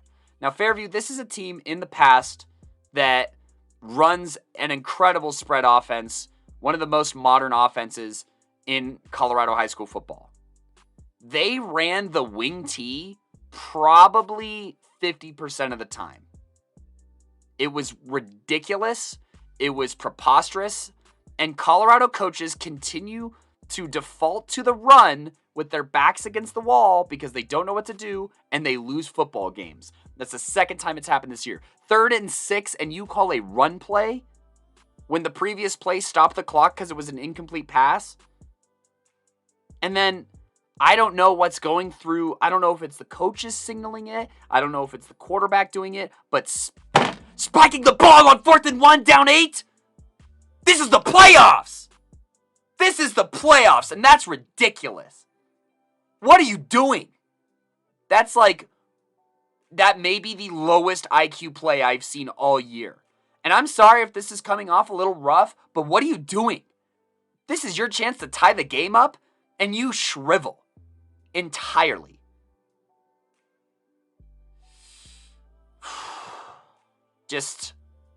And I don't want, let me go ahead and clarify some things here. I want to shout out Chatfield. Chatfield earned this win entirely. Jake Jones put on an incredible performance. 15 of 17, 260 yards, 3 touchdowns, no interceptions, 88% completion, 167.3 rating.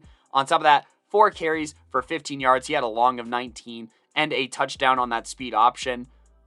Jake Jones played phenomenally. He even had like a Patrick Mahomes-esque touchdown pass for sure. He has impressed me seeing him live. Brock Narva put on a very solid night, 15 carries, 91 yards, on top of, his 5 receptions for 98 yards and a touchdown, so like 180 total scrimmage yards. Drew Rollman came to play here, 3 receptions, 62 yards.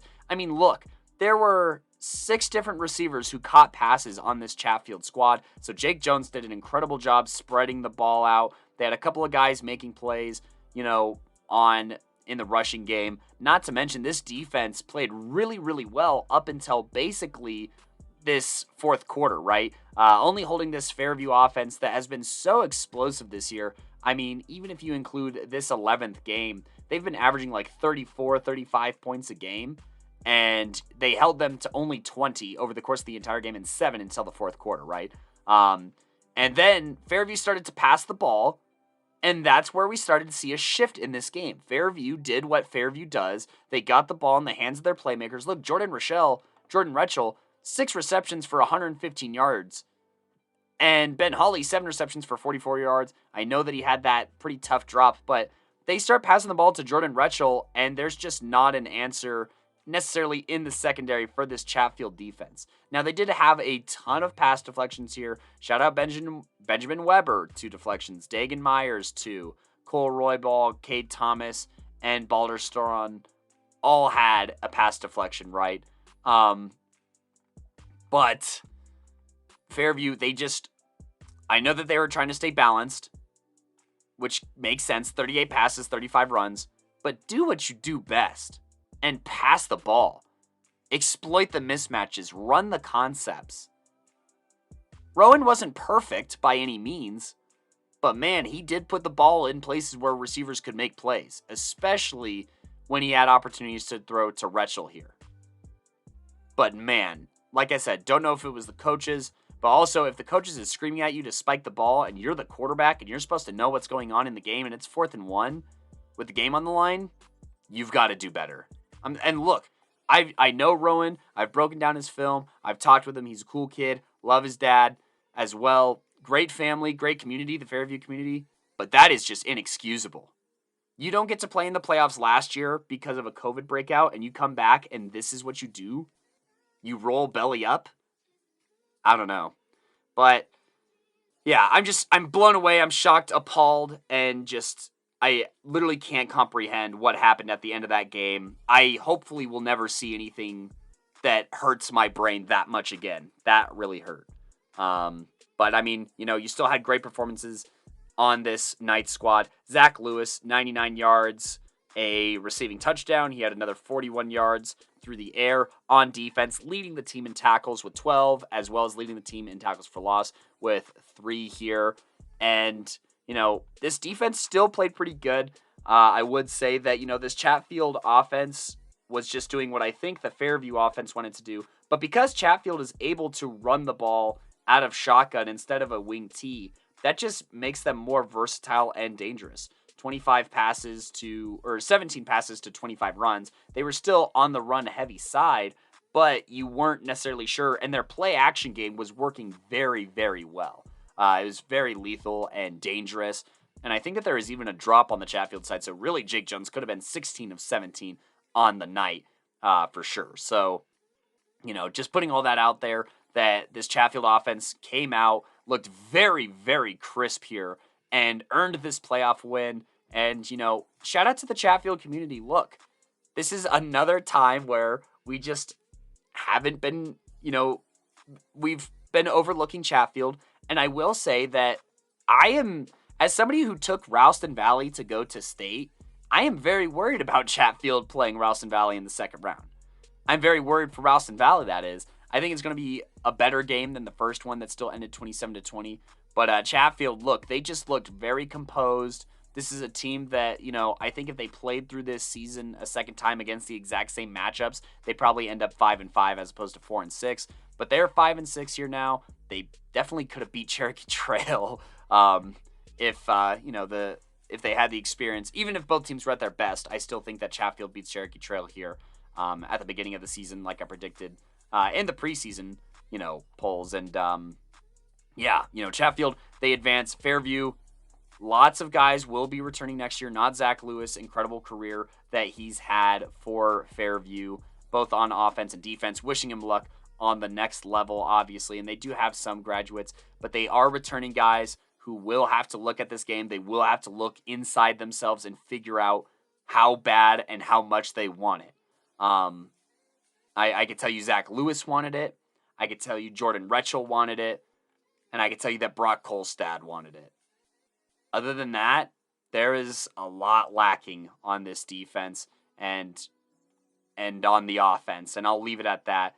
Once again, huge congratulations to the Chatfield Chargers here for, surviving this comeback, shutting them out here, and advancing to the next round. And just looking so crisp and, surgical on the offensive side of the ball, really. Tons of playmakers, as we've been new. And, I wish Mason Lowe was still here. I think that probably would have changed the outcome of some games as well. But, they're not worried about that. They're on to the Mustangs here and on to the second round of the playoffs. And we are on to Saturday's score recaps from the postseason. Let's go ahead and jump into it. This very first one, 4A matchup between Erie and Air Academy. Not really a surprise here. Erie wins this one pretty handily, 49-7. No stats to go off of, but I saw some of the highlights of Blake Barnett. And then, this defense holds this Air Academy team that is usually so good at running the football to 0.1 yards per carry. Only 1 yard. Wow. I have no word. We're just going to move on because I don't even know how to react to that.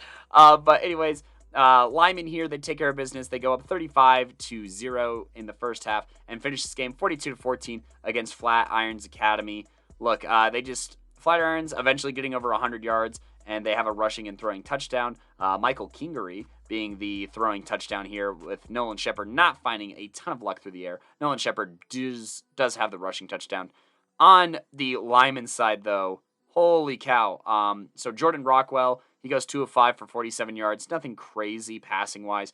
But in the run game, Logan Botcher making his presence known in his first year as a Badger. And boy, does he really work it here, as he gets 3 rushing touchdowns and 112 yards in this game. Gabe Schubarth, 14 carries for 188 yards and 3 touchdowns.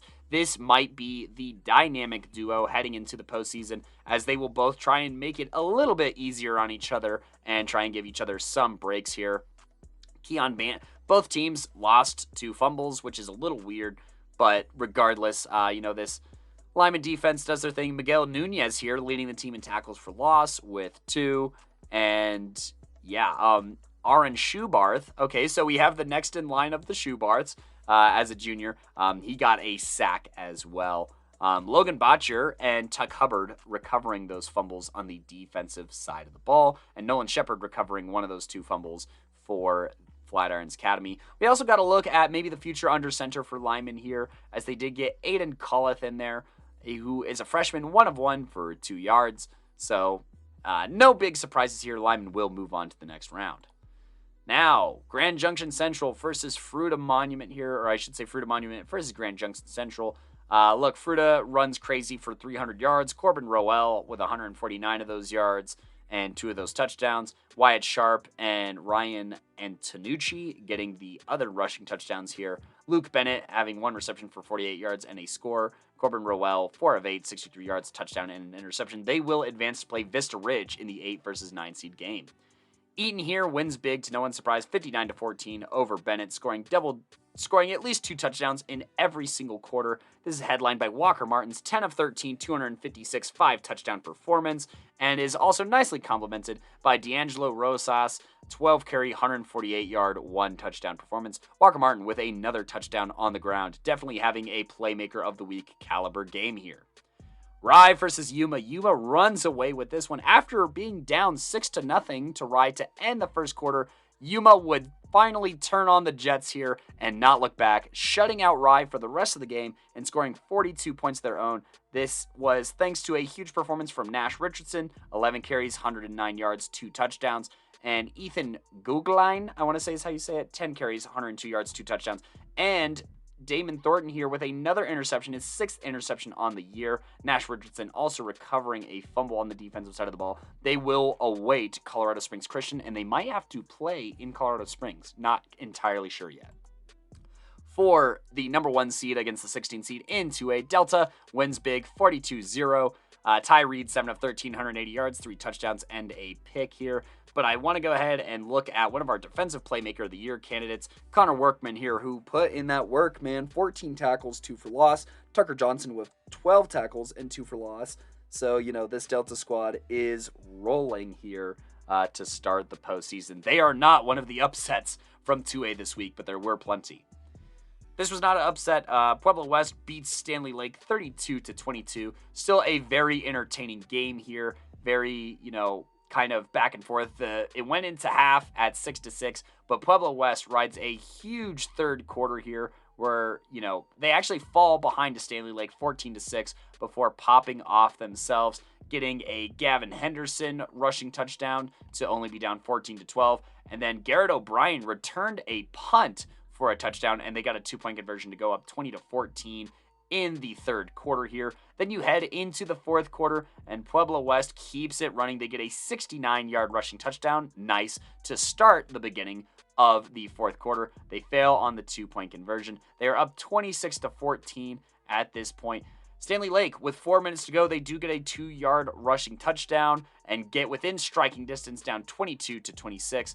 But Pueblo West here, with 4 minutes to go, they get the ball here and just use up a decent amount of time. Gavin Lockett, they get a rushing touchdown here to go up 22-32, and that would be the last of this game, as Stanley Lake does turn over on downs with under a minute to go. Now, Pueblo West, 14 seed, they get a solid win over a good Stanley Lake team. Stanley Lake, congratulations on a really solid season and for making the postseason this year. I think that there's a lot to be excited about for this Stanley Lake team that just has a plethora of athletes and playmakers. But Pueblo West, they will be looking ahead to Ponderosa. Back to 1A news, Ray just dismantles Meeker 34-0. 3 rushing touchdowns from Samuel Meisner, a rushing touchdown from Brady Collins, both of those ball carriers going for over 100 yards, and Casey Midcap finally looking like the polished quarterback that a lot of us were expecting this sophomore year, going 14 of 22 for 132 yards and a touchdown. Chris Arambula being on the receiving end of that touchdown and having 10 receptions. Hopefully they can spread it out a little bit more, but they will have many exciting matchups ahead of them as they will play the winner of this game, North Fork versus Wiggins here. Wiggins wins this one 52-20, but not without a little bit of a scare here, as North Fork and Wiggins were only at 14-26 heading into halftime, but Wiggins would step on the gas here. Cole Kerr rushing for 4 touchdowns, 126 yards. Julio Flores, one of our O-Poi candidates, 18 carries, 145 yards, and 2 touchdowns of his own. Colker also being efficient through the air, 7 of 11 for 59 yards. And then obviously this defense clamping down and suffocating, forcing 2 interceptions. Cole Kerr with an interception. Wow, that is a Playmaker of the Week candidacy level performance from Cole Kerr in this first round. Speaking of 1A football, Gunnison, Centauri. Centauri jumps out to a 13-0 lead here in the first quarter they get a 5-yard rushing touchdown from Leighton Curtis here, and that puts them up 14-0. Then Leighton Curtis completes a 25-yard pass to Kyler Eulery, and wait, that's actually 13-0. Sorry, the Max Preps recap is a little crazy here. But in the second quarter with 2 minutes to go, Centauri actually blocks a punt just like they did in the championship last year. But this time it's number 4, Zach Gallardo, with the 3-yard return, putting them up 19-0. But with under a minute left, Gunnison does drive down the field, and Royce Uhrig gets the 2-yard rushing score to make it 7-19 heading into halftime. Now, out of the half, with 6 minutes to actually no scores in the third quarter, it looks like. But with 6 minutes to go, Austin Stockerbrand has a 2-yard rushing touchdown for the fast break Falcons here. And Royce Uhrig scores a 4-yard rushing touchdown with 4 minutes to go. But it is too little too late for Gunnison as they fall to Centauri 14-26. On the day, Leighton Curtis, 5 of 9, 43 yards and a touchdown. And then on the ground, 14 carries for 75 yards and a score. And then Austin Stockbrand just being the bell cow, 31 carries, 119 yards. Really tough running here for him, but that will be enough to send Centauri to the next round. We have a couple of upset alerts here into a football. Florence continues to just choke away in these games here, losing to Rifle 14-7. Rifle with probably the biggest upset in any tournament so far here. This game actually in the fourth quarter is tied at 7 apiece here, but Rifle with 6 minutes to go gets a rushing touchdown and converts on the PAT. Then Rifle with the ball on their own 48-yard line and 2 minutes to go tries to drive down the field, but eventually it ends up being Rifle ball here, and Rifle with a big upset over the Florence Huskies wins 14-7. In other crazy news here, Montezuma Cortez, Elizabeth, I want to say this is the 6 and 11 seed game. Elizabeth here, they get a Jason Weber rushing touchdown in the first minute, or with 1 minute to go in this game, and they have a 7-0 lead heading into the third quarter before Montezuma Cortez gets 2 rushing touchdowns here and are up 13-7 with 2 minutes to go. And then in the final minute of the third quarter, they get a pick 6 and a 2-point conversion to go up 21-7. 21 unanswered points in this third quarter would be enough as Montezuma Cortez upsets the Elizabeth Cardinals 21-7, and they will play the other upset special of the week, Rifle. Now, heading back to 1A here, Monte Vista, they were without D'Angelo Archuleta in this game. He was serving a 1-game suspension, but Monte Vista holds on just barely with 8 points here in the final frame to go up 28-21. Look, Monte Vista, they get a rushing touchdown, apologies, sorry, the Max Preps is once again a little bit of a mess, but Monte Vista, they are up 20-14 heading into the fourth quarter before they get a Keegan Gunter 2-point conversion following an Andrew Chavez rushing touchdown to go up 28-14.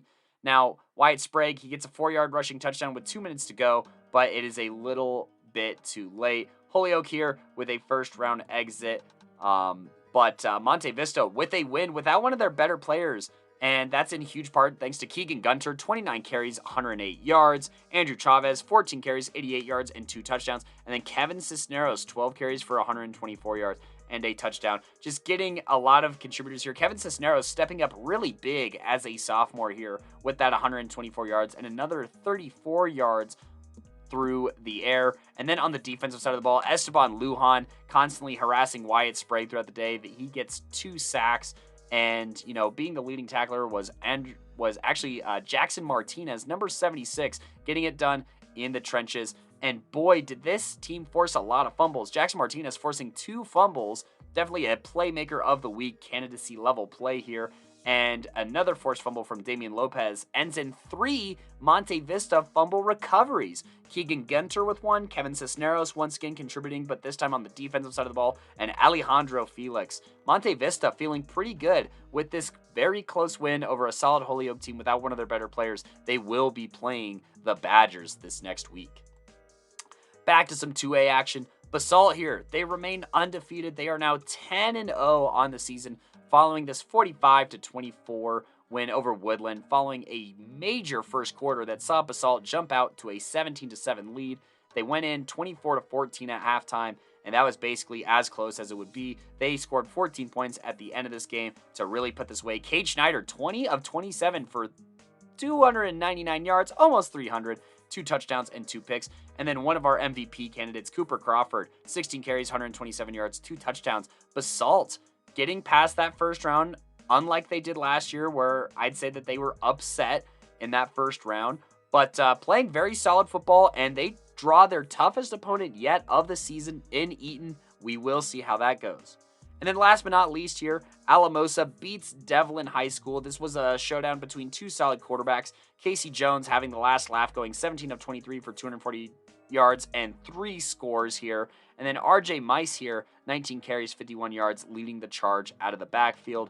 Brant Jackson, 132 receiving yards and 2 receiving touchdowns. Cade Jones having 70 yards of his own. Alamosa will advance to the next round. And before we talk playoff talk and talk about where we're all standing in our brackets and our points and yada, yada, yada, let's go ahead and talk about everyone's favorite segment here, Playmakers of the Week, brought to you by Code Red Coaching, where the grind to greatness starts with the mind. Code Red Coaching, you can find them at coderedcoaching.com or go ahead and call 720-979-1914 today.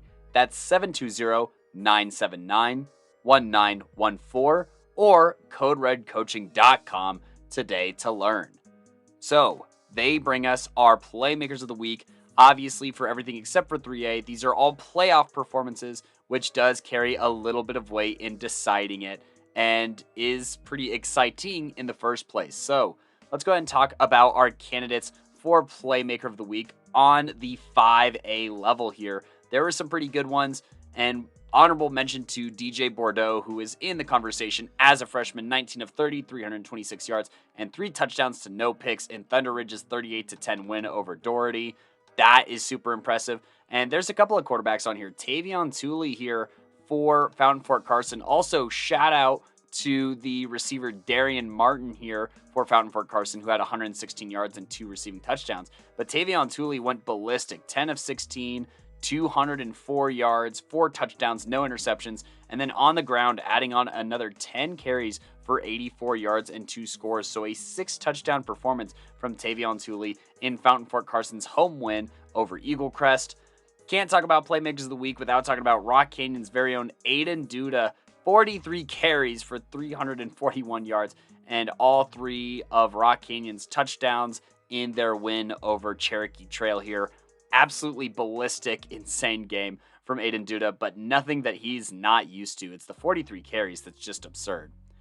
But I think that I'm going to have to give it to the 19 seeds win over the 14 or 15 seeds on the road, I should say. Jake Jones's performance for Chatfield, 15 of 17, 260 yards, 3 touchdowns, no interceptions, and 4 carries for 15 yards and a touchdown. Literally scored every single touchdown for this team here. A lot like Tavion Tooley. However, I got to give them props because I thought Fairview was the favorited team here on the pod. They were the favorited team on the state, and they had to win this one on the road. They had to survive that, weird power outage thing. But Jake Jones just looked so surgical on this Fairview Knights defense. So I'm going to go ahead and give the 5A Playmaker of the Week, brought to you by Code Red Coaching, to Jake Jones of Chatfield.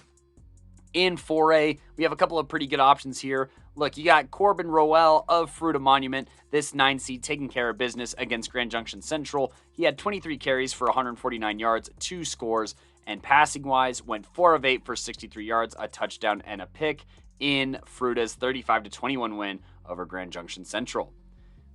Hopping down south here for this next guy is Isaiah Jones of the Mesa Ridge Grizzlies. He went pretty hard in this game. 28 carries, 224 yards, and 2 touchdowns in their playoff win over Monarch.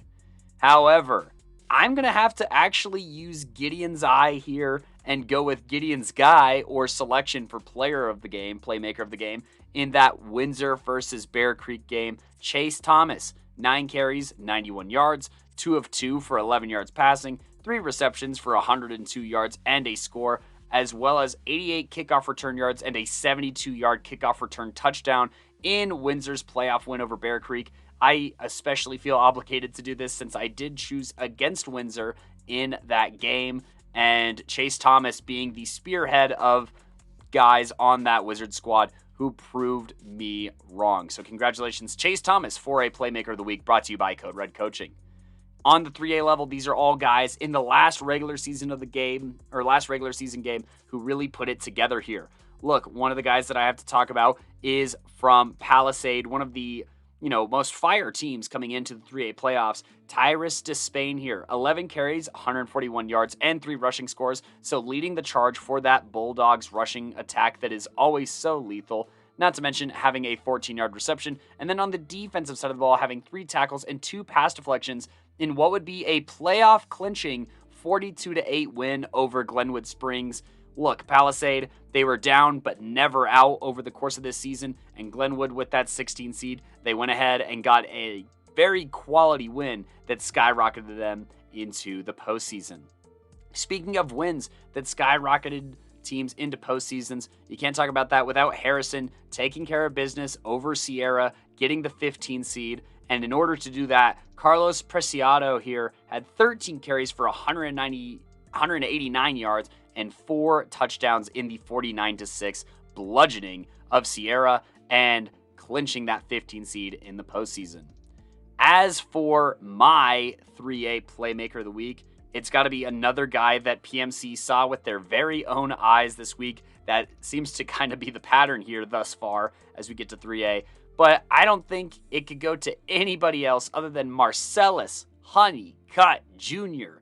11 carries, 301 yards, 4 rushing touchdowns, 143 kickoff return yards, making for a collective 444 yards on the day, including a return touchdown and 7 tackles in the 41-36 league-winning game against Frederick. It was pouring snow, and big players make big plays in big games, and Marcellus Honeycutt Jr. rose to the occasion and delivered, absolutely, for the league win and a higher seed in the postseason.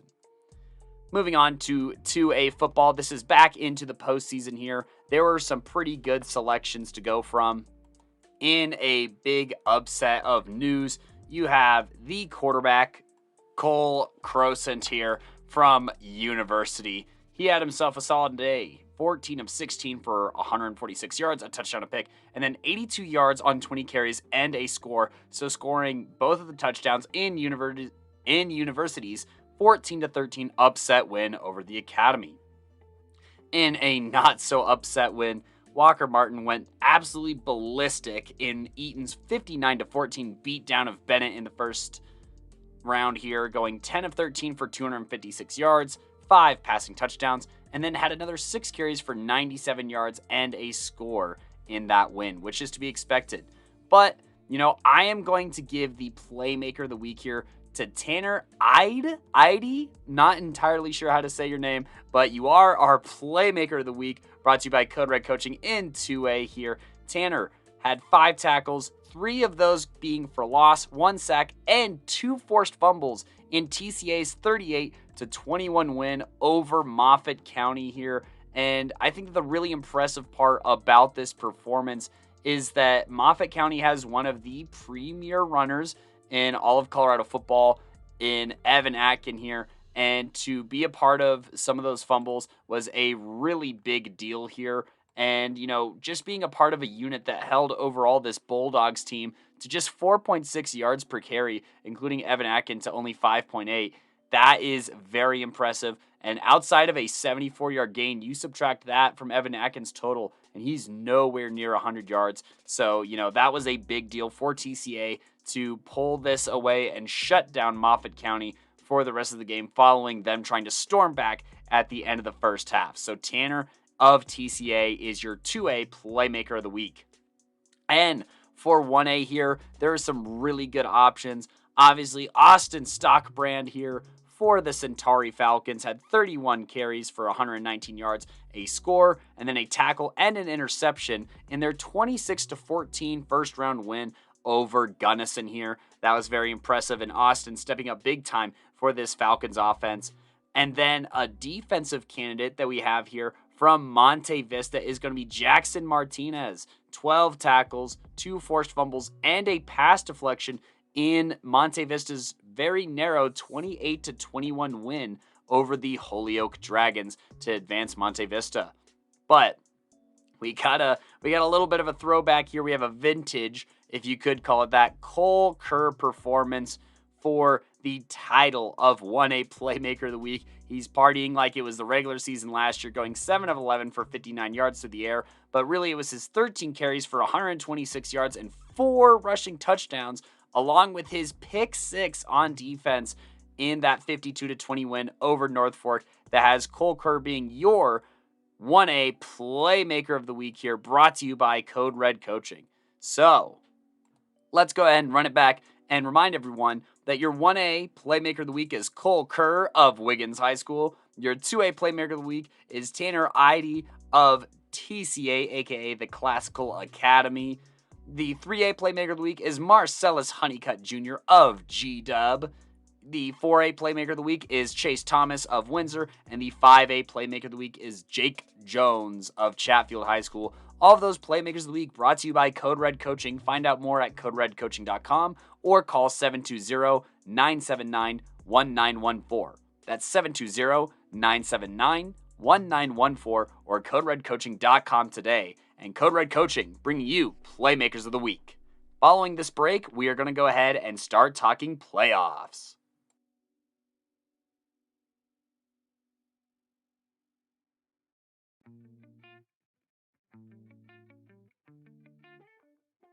All right, y'all, welcome back to the Playmakers Corner. Thank you for your patience here as I had to catch my breath from last week's recap and Playmakers of the Week. If you're just now tuning in, go ahead and check those recaps out for more exact reporting of what happened in those games, as well as our Playmakers of the Week.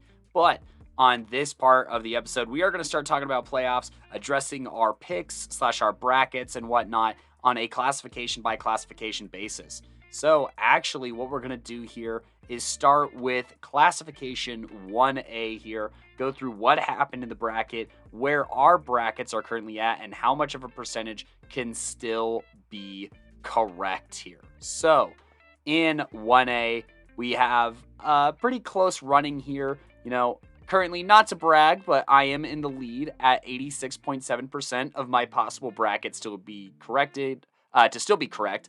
Simon is at 12 of 15, which is 80% that are still possible to be right. And Gideon here is hoping for some of our brackets to be crashed just a little bit, as his is sitting at 73.3%.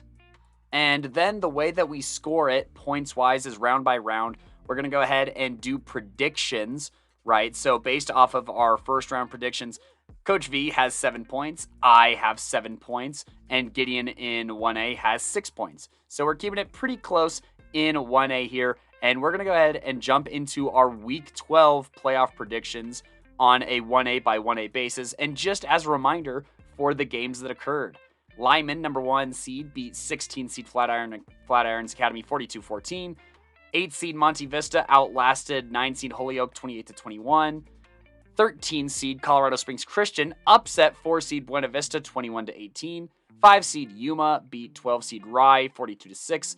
Number 2 seed Strasburg beat the 15 seed Burlington 41-7. 7 seed Centauri beats number 10 seed Gunnison 26-14. Ray, the 6 seed, beats Meeker, the 11 seed 34-0. And the 3 seed Wiggins beats the 14 seed North Fork here. So, in the second round, we have Lyman versus Monte Vista, Colorado Springs Christian versus Yuma, Strasburg versus Centauri, and Wiggins versus Ray. Wiggins-Ray definitely being the one to circle on your calendar if you can make that one here for sure. But let's go ahead and start with Lyman and Monte Vista here and see where everyone is at. So, I'm going to go ahead and start with my own here. Look, I had Lyman making the championship, and I am not going to waver on that. And my reasoning is Lyman until they lose. They've just been dominant and gotten it done against everyone so far this season. Now, Coach V says, quote, Lyman, Monte Vista will get D'Angelo Archuleta back, who will give them a pretty big boost. But I got to go with Lyman, who has continued to dominate this season. If any team was to beat Lyman, though, I wouldn't be surprised if it was Monte Vista, end quote. And then for Gideon, he says, quote, as expected, the Monte Vista versus Holyoke game was close, while the Lyman Flatirons game was not that. Monte Vista's Kevin Cisneros actually came in and killed it and helped carry the load while D'Angelo Archuleta was out. With Archuleta back, I see MV putting up a fight against Lyman but not winning. Lyman beat the same Holyoke team by 33 and MV only beat them by 7. Granted, their MVP candidate was out, but still, Lyman 49, Monte Vista 35. And then I need to actually look my original score prediction for this game because I did have Monte Vista winning in that first round over Holyoke. So I actually have a score prediction for this game according to my original bracket, which was Lyman winning 42-21 over Monte Vista. I just see them continuing to be very dominant. So that's 3 votes for Lyman. Monte Vista, we'd love if you proved us wrong, as long as we're being respectful and whatnot. But, we're not rooting against anybody. We're just picking Lyman here.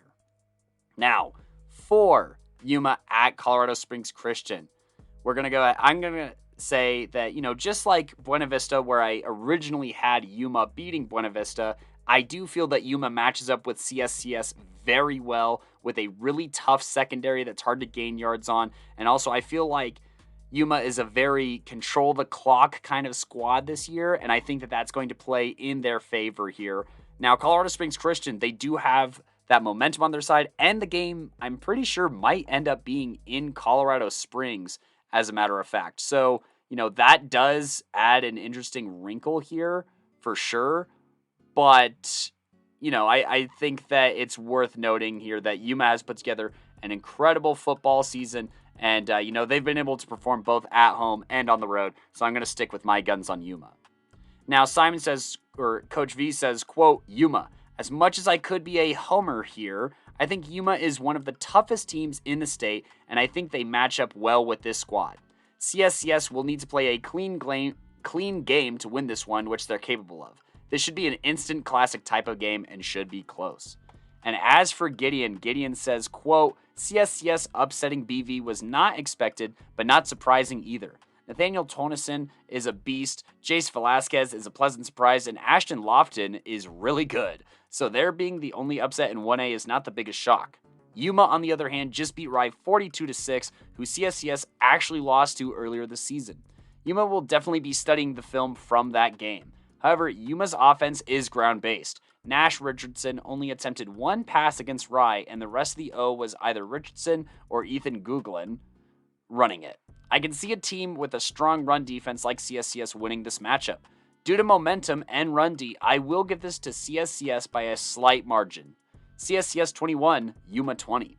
So that gives us 2 votes here for Yuma to win this matchup here, and Gideon being the vote for CSCS here 2-1 on that matchup. But as Coach V and myself said, wouldn't be surprised if the momentum for CSCS really rolls this together and they get to play at home. But, after betting against Yuma to start the season, they have won my bet over at least for this game. In our next matchup, I should probably be saying when these games are, by the way. The Lyman one is on the 12th, which is Saturday at 1 p.m., and that's going to be in Lyman. The 11/11 6 p.m. matchup between Colorado Springs Christian and Yuma will actually be in Colorado Springs. So there's a couple of interesting notes there. Moving forward, Strasburg and Centauri. That is going to be on Saturday at 1 p.m. in Strasburg at Winter Field here. And, this was a projected matchup for me following the first round with Strasburg winning and with Centauri winning. My points not being too far off, by the way. I predicted Strasburg to win 48-6 against Burlington, and they won 41-7, so I'll take it. But anyways, I digress.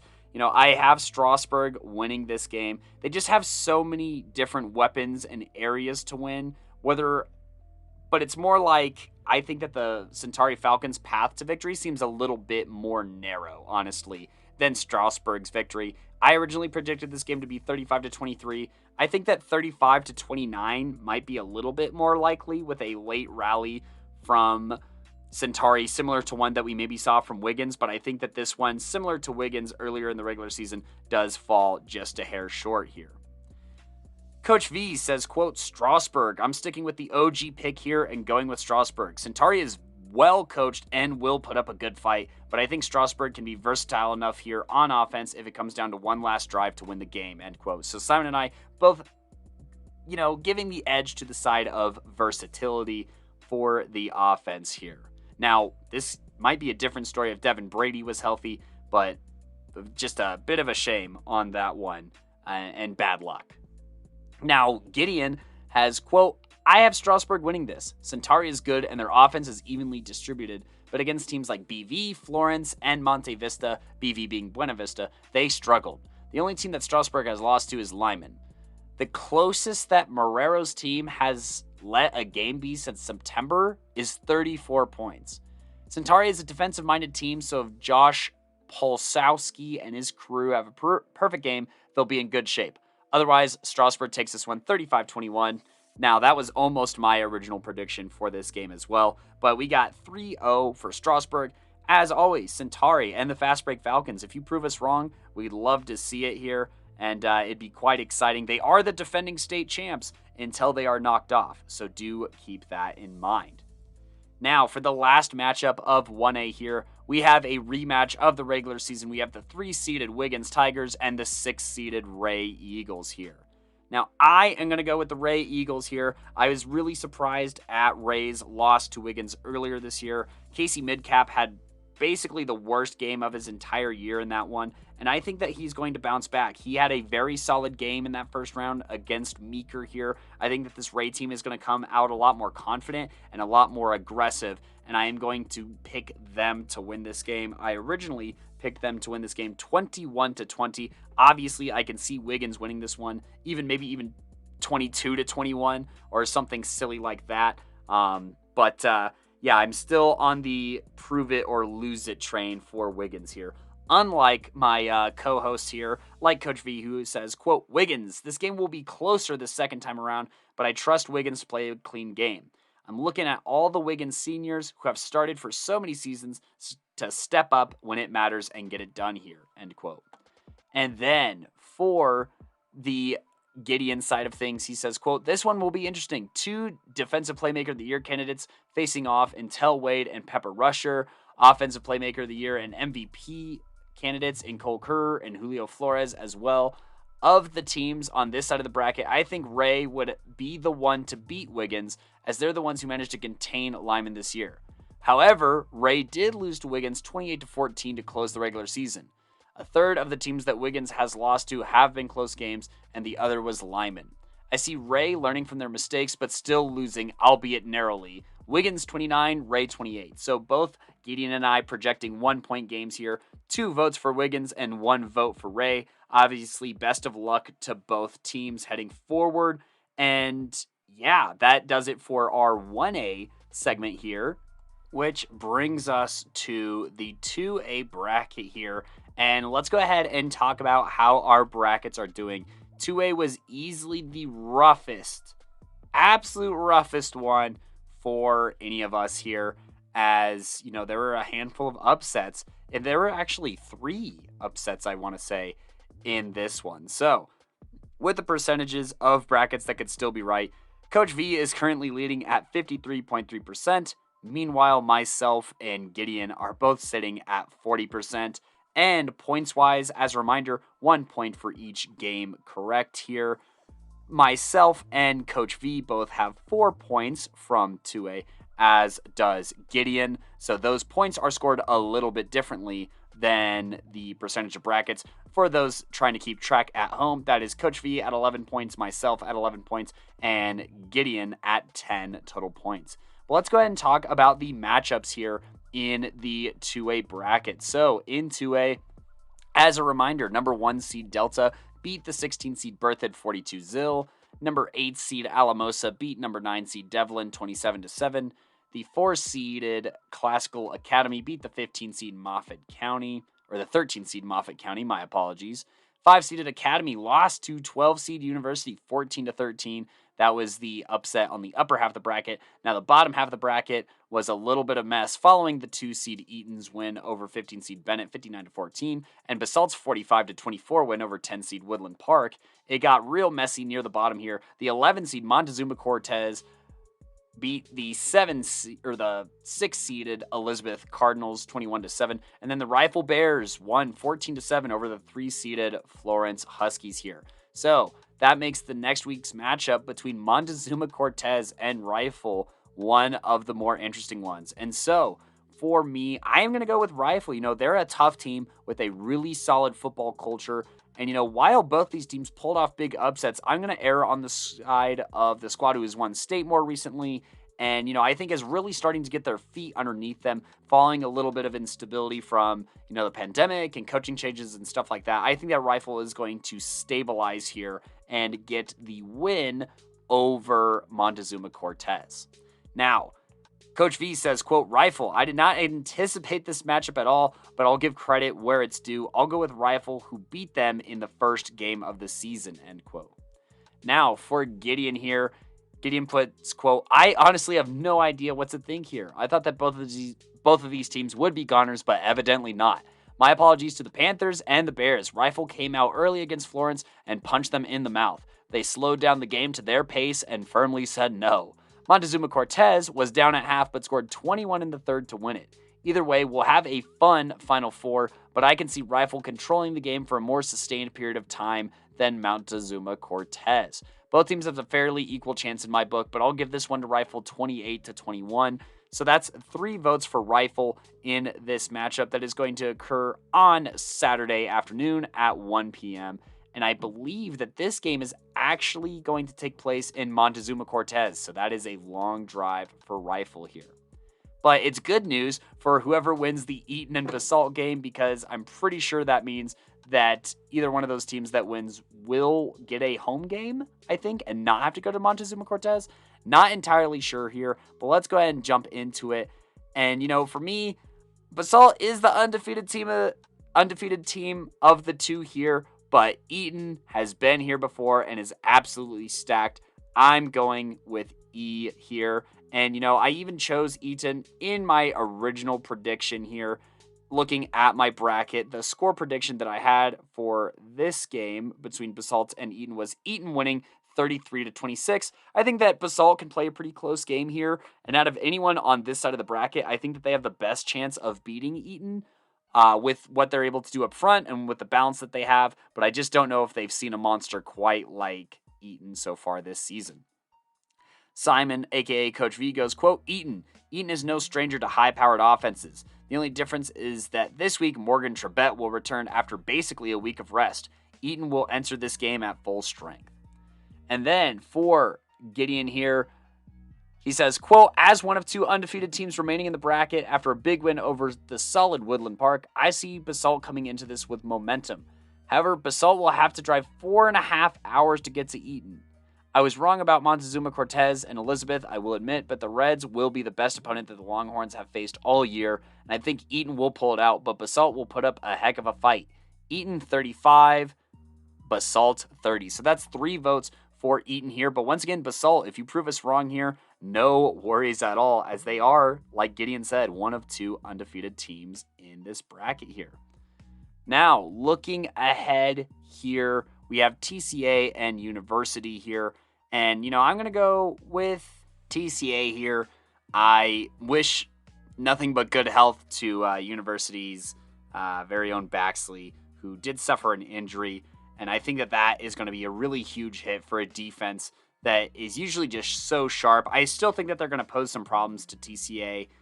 And, I like their odds, more. I like University's odds to beat TCA more than I liked the Academy's odds to beat TCA. But the Bulldogs, they could prove me wrong for the second week in a row, for the second year in a row. And, I'd be totally stoked for them, but we will see on that. Coach V says, quote, TCA, I'm rolling with TCA, but I'll definitely acknowledge the fact that this can be a trap game for them. University has been playing great football, and TCA has historically fallen short in the playoffs before, end quote.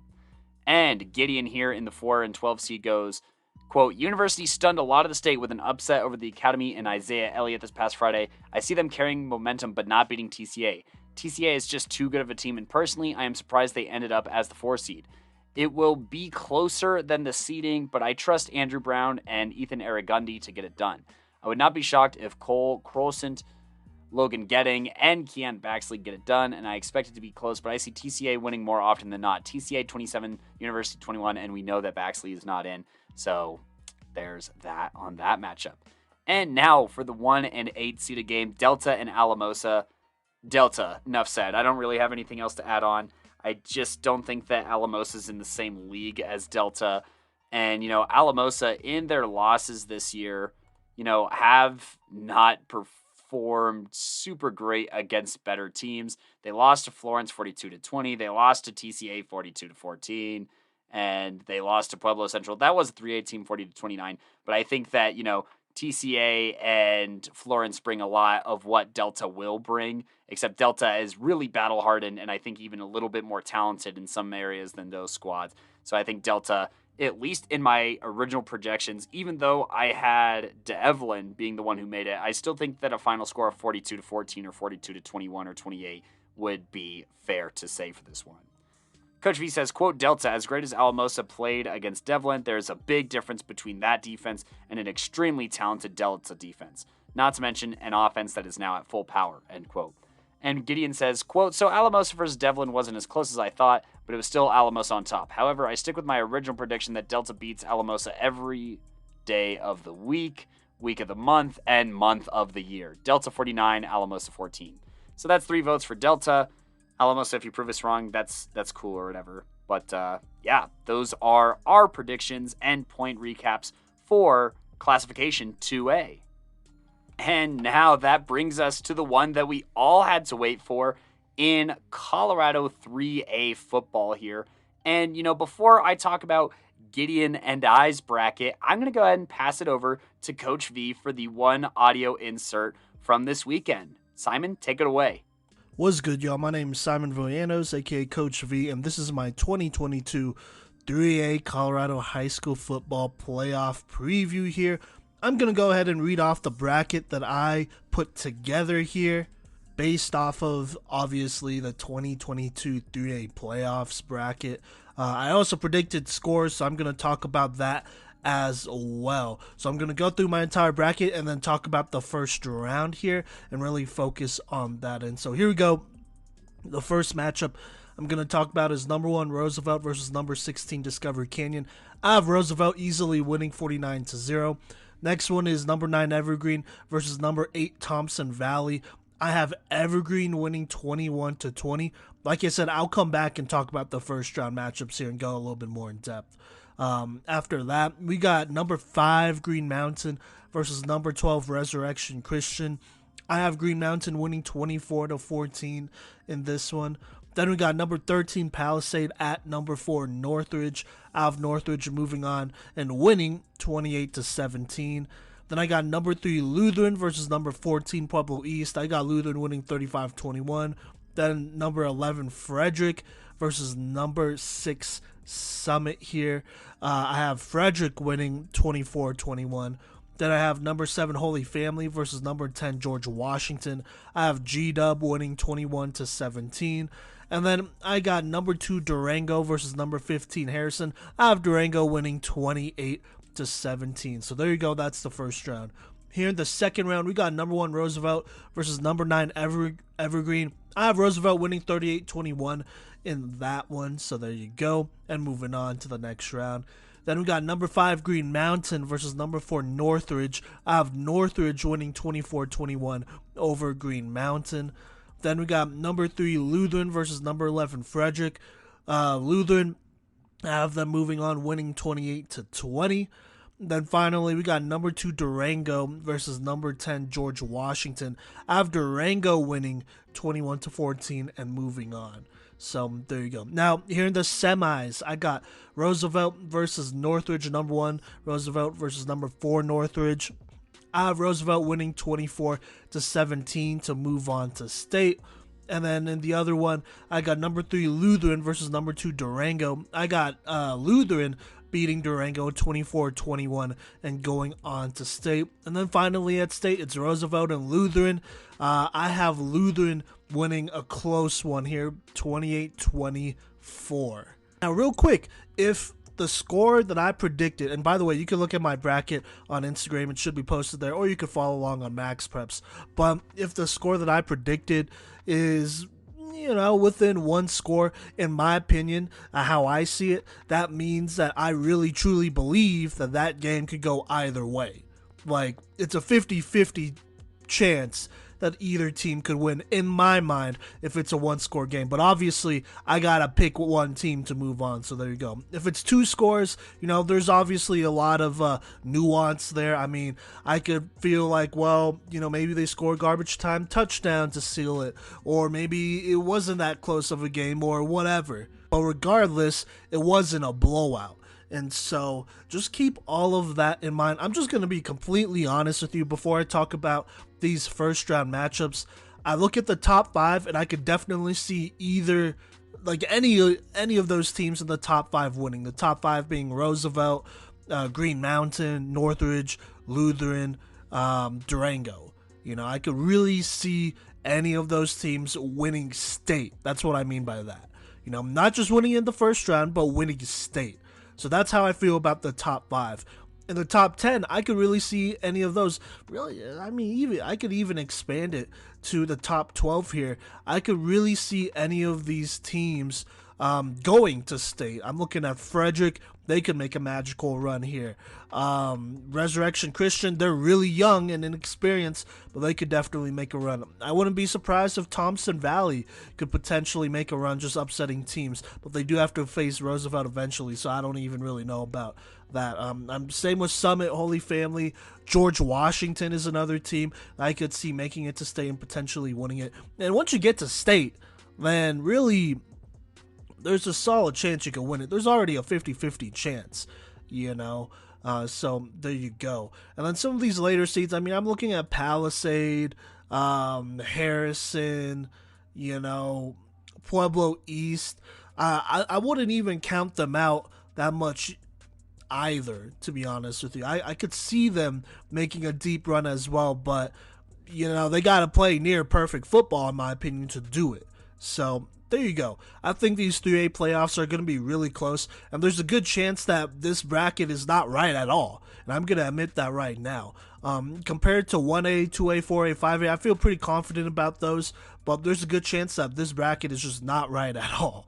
So there you go there. But let me go ahead and talk about my first round matchup. So first, Roosevelt versus Discovery Canyon. I'm going to be honest, I didn't think Discovery Canyon was going to make the playoffs. I would have probably rather see Pueblo Central or Meade make it in here. Just going to be completely real with you, because I don't think Discovery Canyon has their starting quarterback, Trevin Alacio. And so I feel like he gives them their best bet at beating Roosevelt, but since he's not even there, I don't think, then whatever. I just have no... Roosevelt, this is one of the few playoff games where I really feel like Roosevelt should absolutely win, no questions asked. And so I have them winning big, so no surprises there. Now in this next matchup, I got Evergreen versus Thompson Valley. Winner plays Roosevelt here. Look, Thompson Valley has not been that bad this season. In my opinion, they're a little bit of some sleepers over there. I mean, went 6-4, but you look at some of these losses. I mean, they only lost 13-7 to Summit here. Played Loveland, which, is a top tier 4A team, which I don't think they were ever going to beat, but, they played him, so that's one of their losses. And then they played Northridge, who they only lost by 10-2, and then they got blown out by Roosevelt here. I really think Thompson Valley is one of those teams that has the ability to make it into the next round here. So there you go. Now, in my opinion, I feel like Evergreen is more talented. I think they're more talented just across the board here. But my thing with Evergreen is that I have some serious doubts about the coaching staff. I don't doubt the players. I love Tommy Paholski, love Russ Woodward, I love all those guys over there. But historically speaking, when it comes down to Evergreen in big games, not only this year, but in the past couple years in the playoffs, they just haven't done well. If Evergreen wins this year, this would be the first time they move on to the second round in kind of a bit. because they obviously didn't do it in 2020 or 2021. So there you go. There, I just have some doubts about the coaching staff. And even at the games that I went to this year, there were some calls where I was like, I don't know. I really don't know about what you're calling there, coach. And so I'm more concerned about the coaching staff having to be sharp. And so I'm going to give the benefit of the doubt to Evergreen here and have them just barely moving on by 1 point. But like I said, if I predict the score within, one score, one touchdown or whatever, then I really believe that it could go either way. And that's what I truly believe in this matchup here between Evergreen and Thompson Valley. So there you go there. Now, in this next matchup, we got Green Mountain versus Resurrection Christian. Two programs kind of in different spots here. Green Mountain, they basically returned their entire roster from last year. A roster that only lost 14-0 to the eventual state champions in Fort Morgan. And, they've kind of been rolling. They did have that close game against Evergreen here where they won in double overtime 24-23. Great goal line stand. But other than that, they've been basically blowing out everyone on their schedule. And like I said, they are very experienced. They've played with each other for a while here. While this Resurrection Christian team, they've scheduled a pretty tough schedule, especially out of state. And so I respect that a lot. But they are relatively young, I would say. They're definitely a younger squad here. Really nobody has had 3A playoff experience. So there you go. But regardless, it's a talented squad. I know they got blown out by Northridge here, but that's a good Northridge team. They lost to them 35-6. And so, honestly, I'm going to have to go with Green Mountain. I have them winning 24-14. They're just a very experienced group, and they're not going to make it easy on anybody. This Green Mountain team might be one of the most dangerous teams, and I almost had them going to the semis, to be honest with you.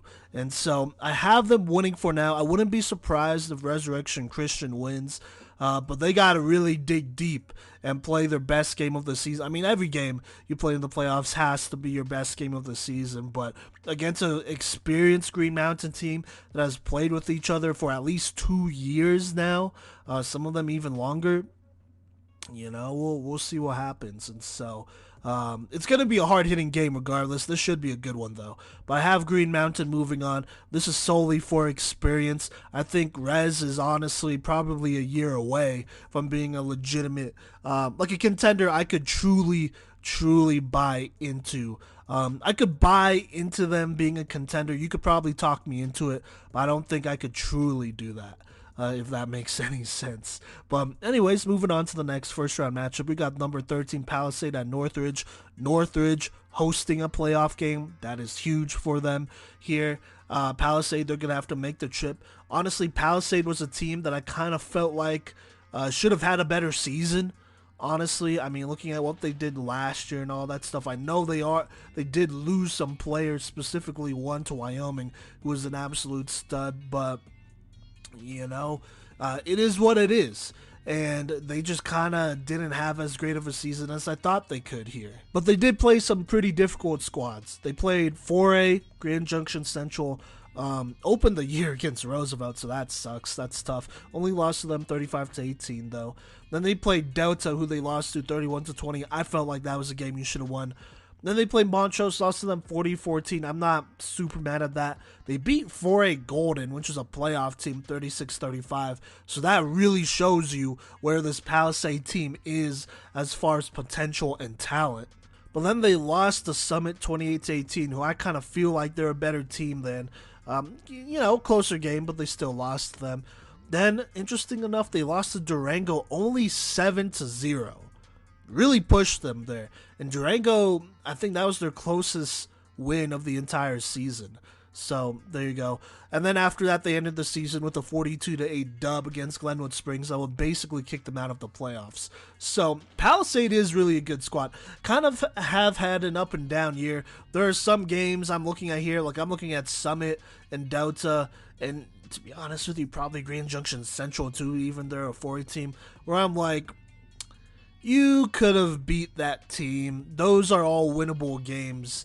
there for you that I would have had you favored in. So yeah, but it is what it is. They're gonna go to Northridge and they're gonna play them. Now Northridge, they've been kind of hot lately ever since losing to Roosevelt here, and so and plus they're at home, and so I'm gonna have to go with Northridge. But I'm just going to be honest, this Palisade team is not going to be easy. They're going to be one of the toughest teams that they'll face all season here, and so we'll see what happens. But I have Northridge winning 28-17. Palisade, they like running the ball. They play great defense here.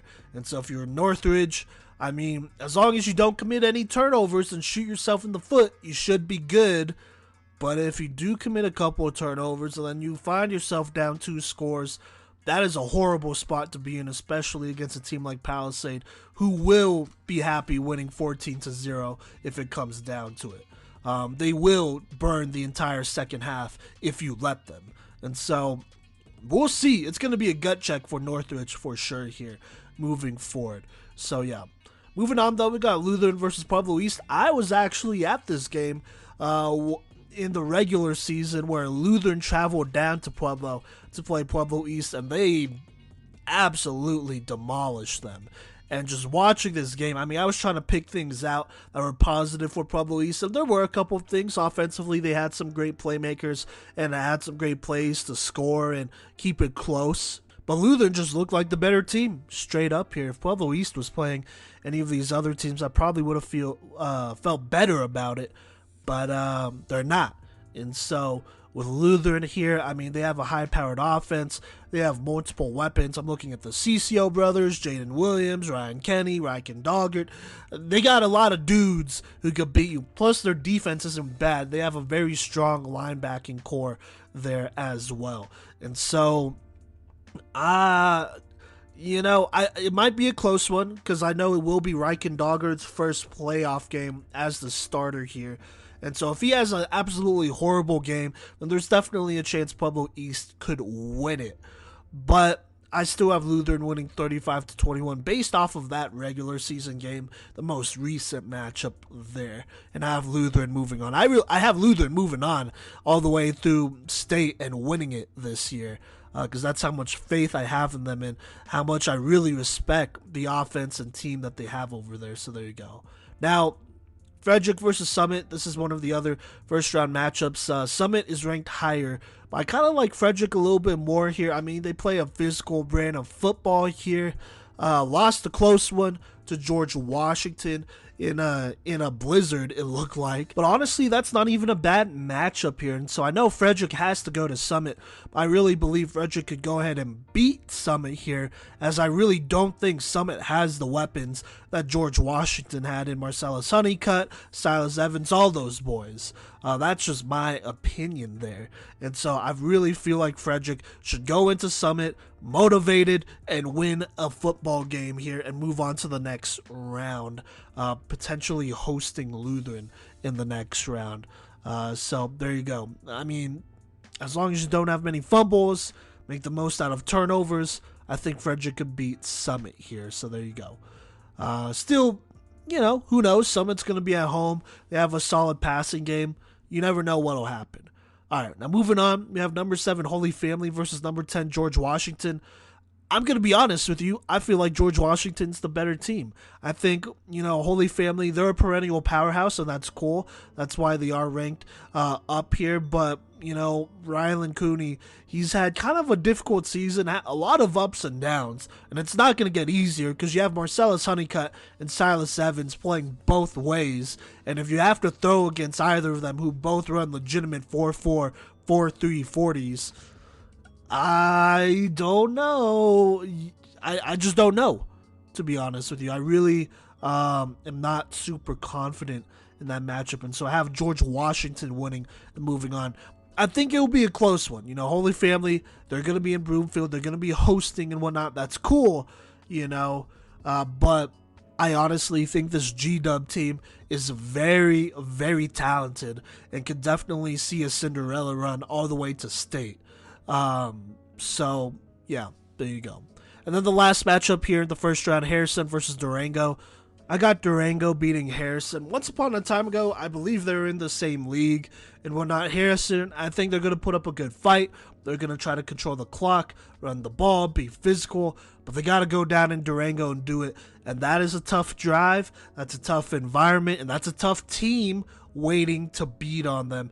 And so I have Durango winning 28-17 here. I don't think it's completely impossible for Harrison to beat Durango, but this is a tough squad that's going to try to run you into the ground as well. They got the line to do it, led by their Oklahoma commit, Joshua Bates. And then you have two stud running backs in Jarek Baruch and Zachary Haber. Plus you have Tyler Harms, who has played extremely efficient football. And so you got to force turnovers if you're Harrison.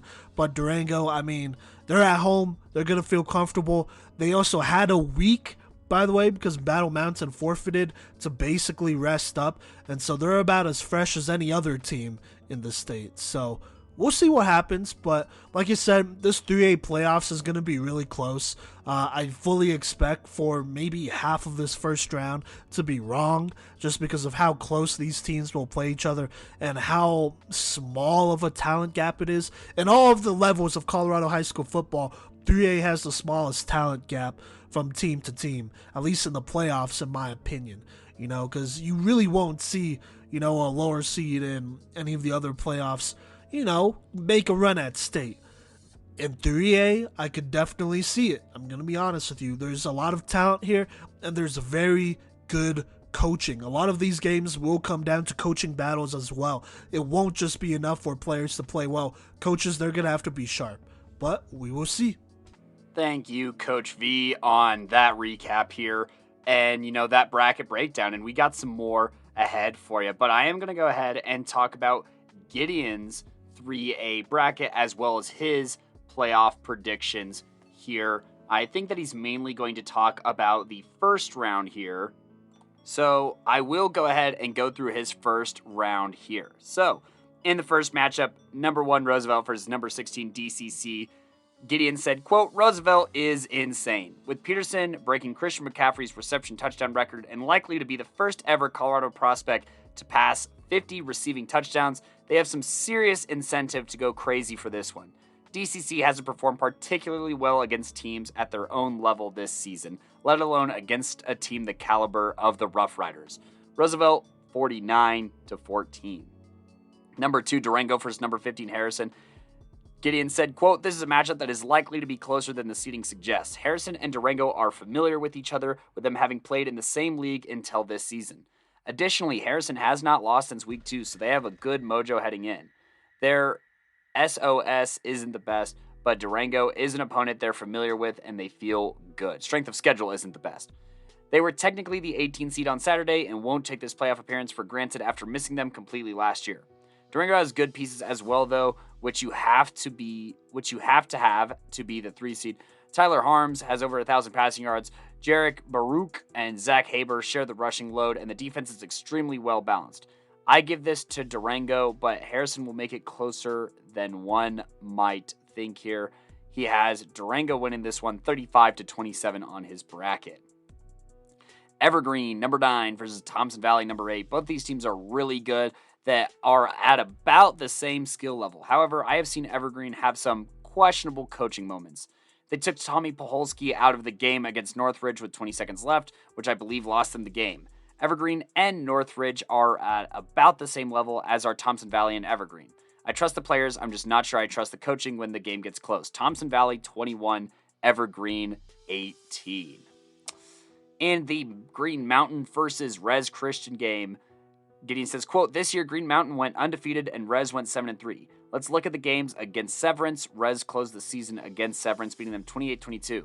Green Mountain beat Severance 48-0.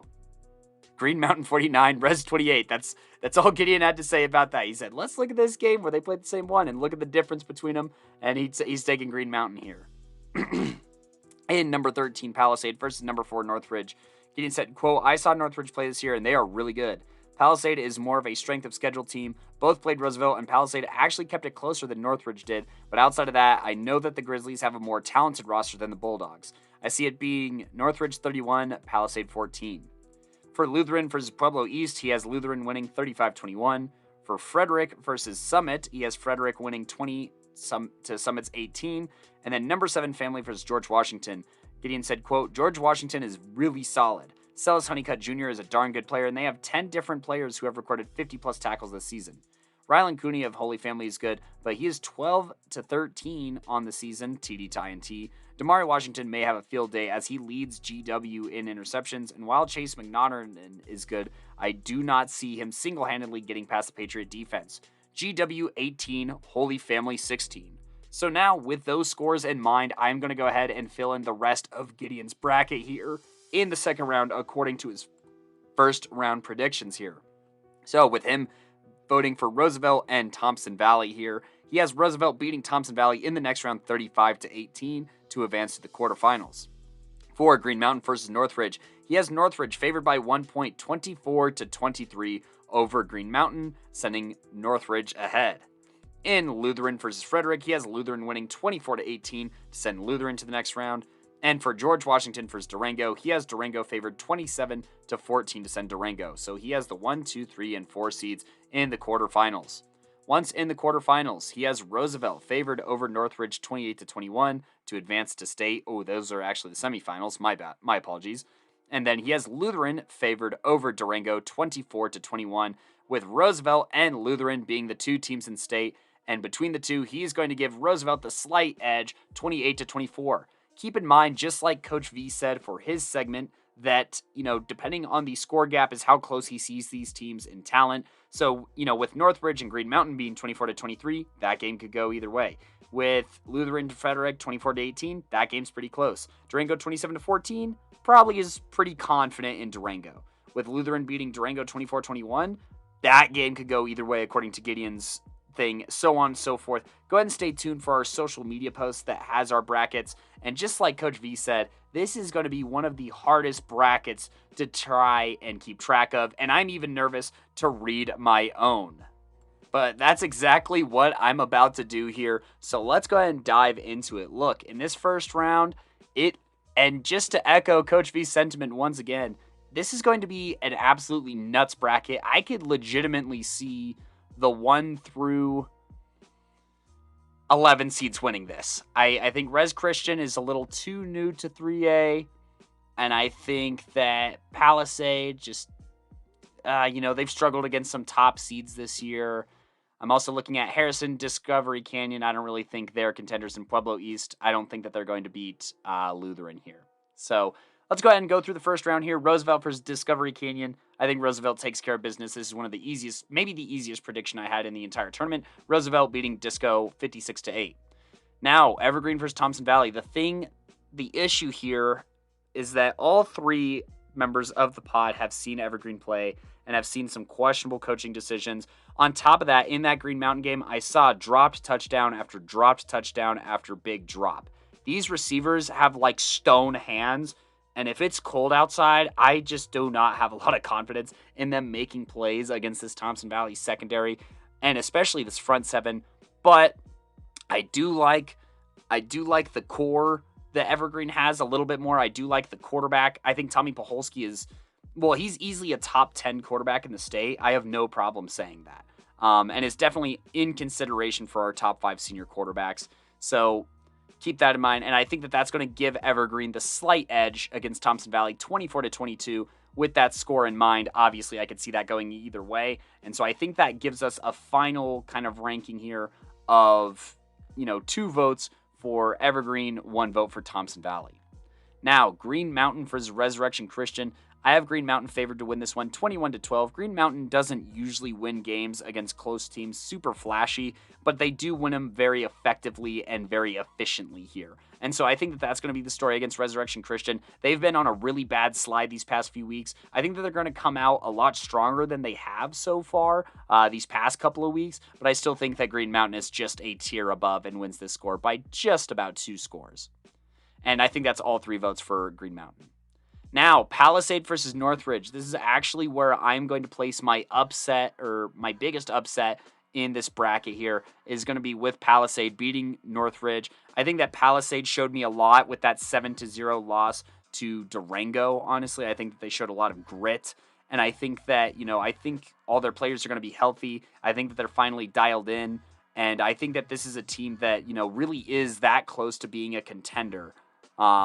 If they had a little bit more balance on offense. And I think back to the one loss that Northridge has had this year was to Roosevelt, who had a dynamic rushing attack with a few guys that could make plays like Ryan Doucette and Xavier Ramirez. And if anybody has a plethora of playmakers out of the backfield, it is the Palisade Bulldogs, who have Malachi Espinosa. They have Rhett Word. They have Phelan Salvati. They have now Despain, who was a Playmaker of the Week candidate for 3A. And so I think that Palisade, I think that they're feeling really confident. I think they have a really good balanced approach as far as touches on offense. And I think that that's going to help them pull off a 13-10 upset over the Northridge Grizzlies, who just still have to show me a little bit more. On the bottom side of the bracket in this first round, I have Lutheran dispatching Pueblo East, much like they did earlier this season, maybe even a little bit more dominant, as I see them potentially keeping their starters in for a little bit longer. I think that they're going to win 48-14. Now, Frederick versus Summit. Look, I think that Summit is the better team. I think that they're better coached, and I really like Jack Shearholtz at quarterback, but they haven't played for 3 weeks, and I just think that's way too long. Versus Frederick just got out of a heartbreak loss to George Washington, losing league. I think that they're going to use that as fire or motivation here, and I think that they're going to come out very fresh and, just a bit more warm than Summit here and win this game 23-14. That's 3 votes for Frederick, by the way, I think. Now, Holy Family versus George Washington. This is one of the hardest games to predict. I could easily see Holy Family winning this game, but Holy Family is another squad that I just haven't seen play the toughest competition. I say that the closest game to compare this to is their win over Frederick at the beginning of the season, but I just think that George Washington has probably the best player in 3A football in Celis Honeycutt Jr., and they are riding an emotional high with that win over Frederick, where the refs did try and make them lose in that game. And I think that combined with being able to use Silas Evans probably way more this week than they were able to in that win over Frederick is going to spell trouble for Holy Family here. And I have George Washington actually winning this one by a single point, 28-27. Don't be surprised if Holy Family is the one actually advancing to the quarterfinals, though. Harrison versus Durango. I have Durango winning this one 56-6. Moving on into the second round here. Durango versus George Washington. Now, Durango, they are just...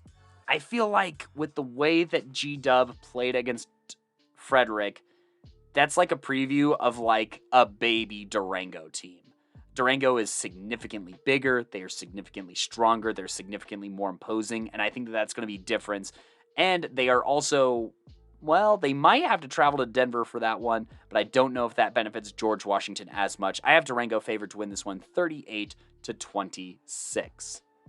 Now, looking at Lutheran versus Frederick, I feel like Frederick and Lutheran are going to be clashing in play styles here. Lutheran, obviously, 12 seconds or less on that offense, maybe even 10 seconds if they can. Frederick, way more wing T, methodical, take 10 minutes on a drive.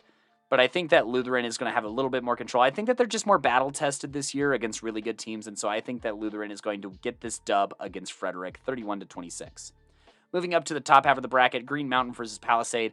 I see Green Mountain pulling off a very close win against a Palisade team that I think is built pretty similarly to them. Palisade, however, just makes a little bit more mistakes than Green Mountain has statistically over the season, and Green Mountain has lots of experience with lots of players who played together. I think that they win this one against Palisade 15-7. Roosevelt and Evergreen. Look, Evergreen, I love Tommy to win that game, that first game, and obviously they have other playmakers here.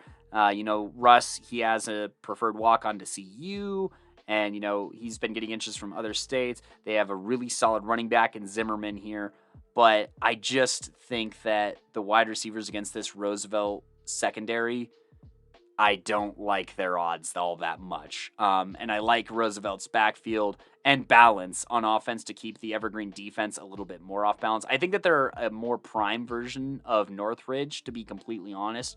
And I think that that's going to be the difference. I think Roosevelt wins this one 31-22. They feel like the Creek of 3A this year. Which, speaking of, in the second round, we do have an intense matchup between Roosevelt and Green Mountain. Now, Green Mountain, like I said, is one of the better teams. I think that the 5 seed is a little bit disrespectful for this team that has gone undefeated. but I do think that Roosevelt can narrowly escape with a win here. I have Roosevelt favored to win this game 17-14. I really think this is the year that the Rough Riders, and specifically Coach Lane, gets that monkey off his back and wins state. Now, between Lutheran and Durango, who do I think will face Roosevelt and state?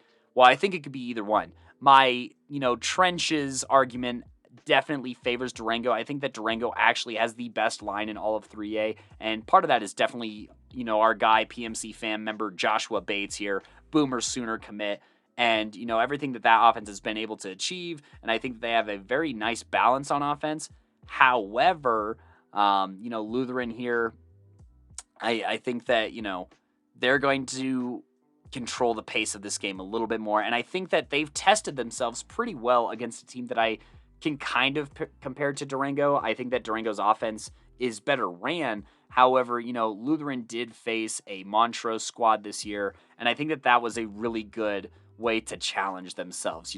On this 8-2 season that they've put together, their losses are to an out-of-state Lutheran team and to Montrose. And I think that, they're also undefeated on the road too. So I don't think that home versus away really matters so much for Lutheran. So I'm going to give the slight edge to the Lions to win this one 26-20. But don't be surprised if Durango wins this 28-26 or 26-20. Flip the scores either way. And so that brings us to state where I have Roosevelt and Lutheran here.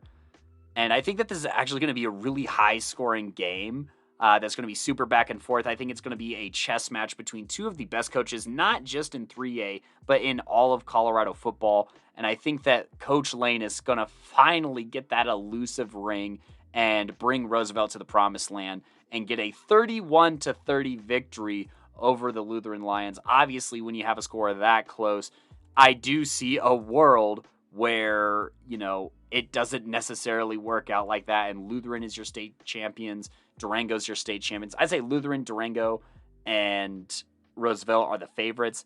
And then after that, I think that there's a couple of different ways you can go here.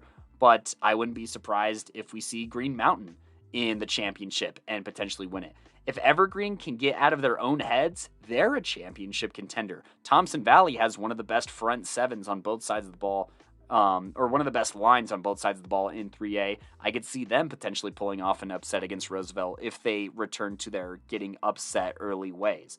I like George Washington. Like I said, I think that they have the best player in 3A, and if they find creative ways to get on the ball, they're a team that can win. Holy Family, they're stacked on both sides of the ball, and if they can play smart and not turn the ball over, they're a team that can make the semis or even the finals. So just stay very tuned for what I think is going to be the most, I've said it before 1,000 times. 3A is the most competitive and balanced level of football, and they're going to continue to prove that this year.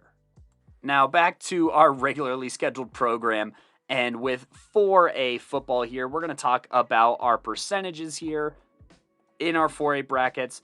And, Gideon still has a 100% chance, or can still earn up to 100% accuracy on his bracket in 4A. Meanwhile, Coach V and I can earn up to 91.3% of our accuracy in our brackets.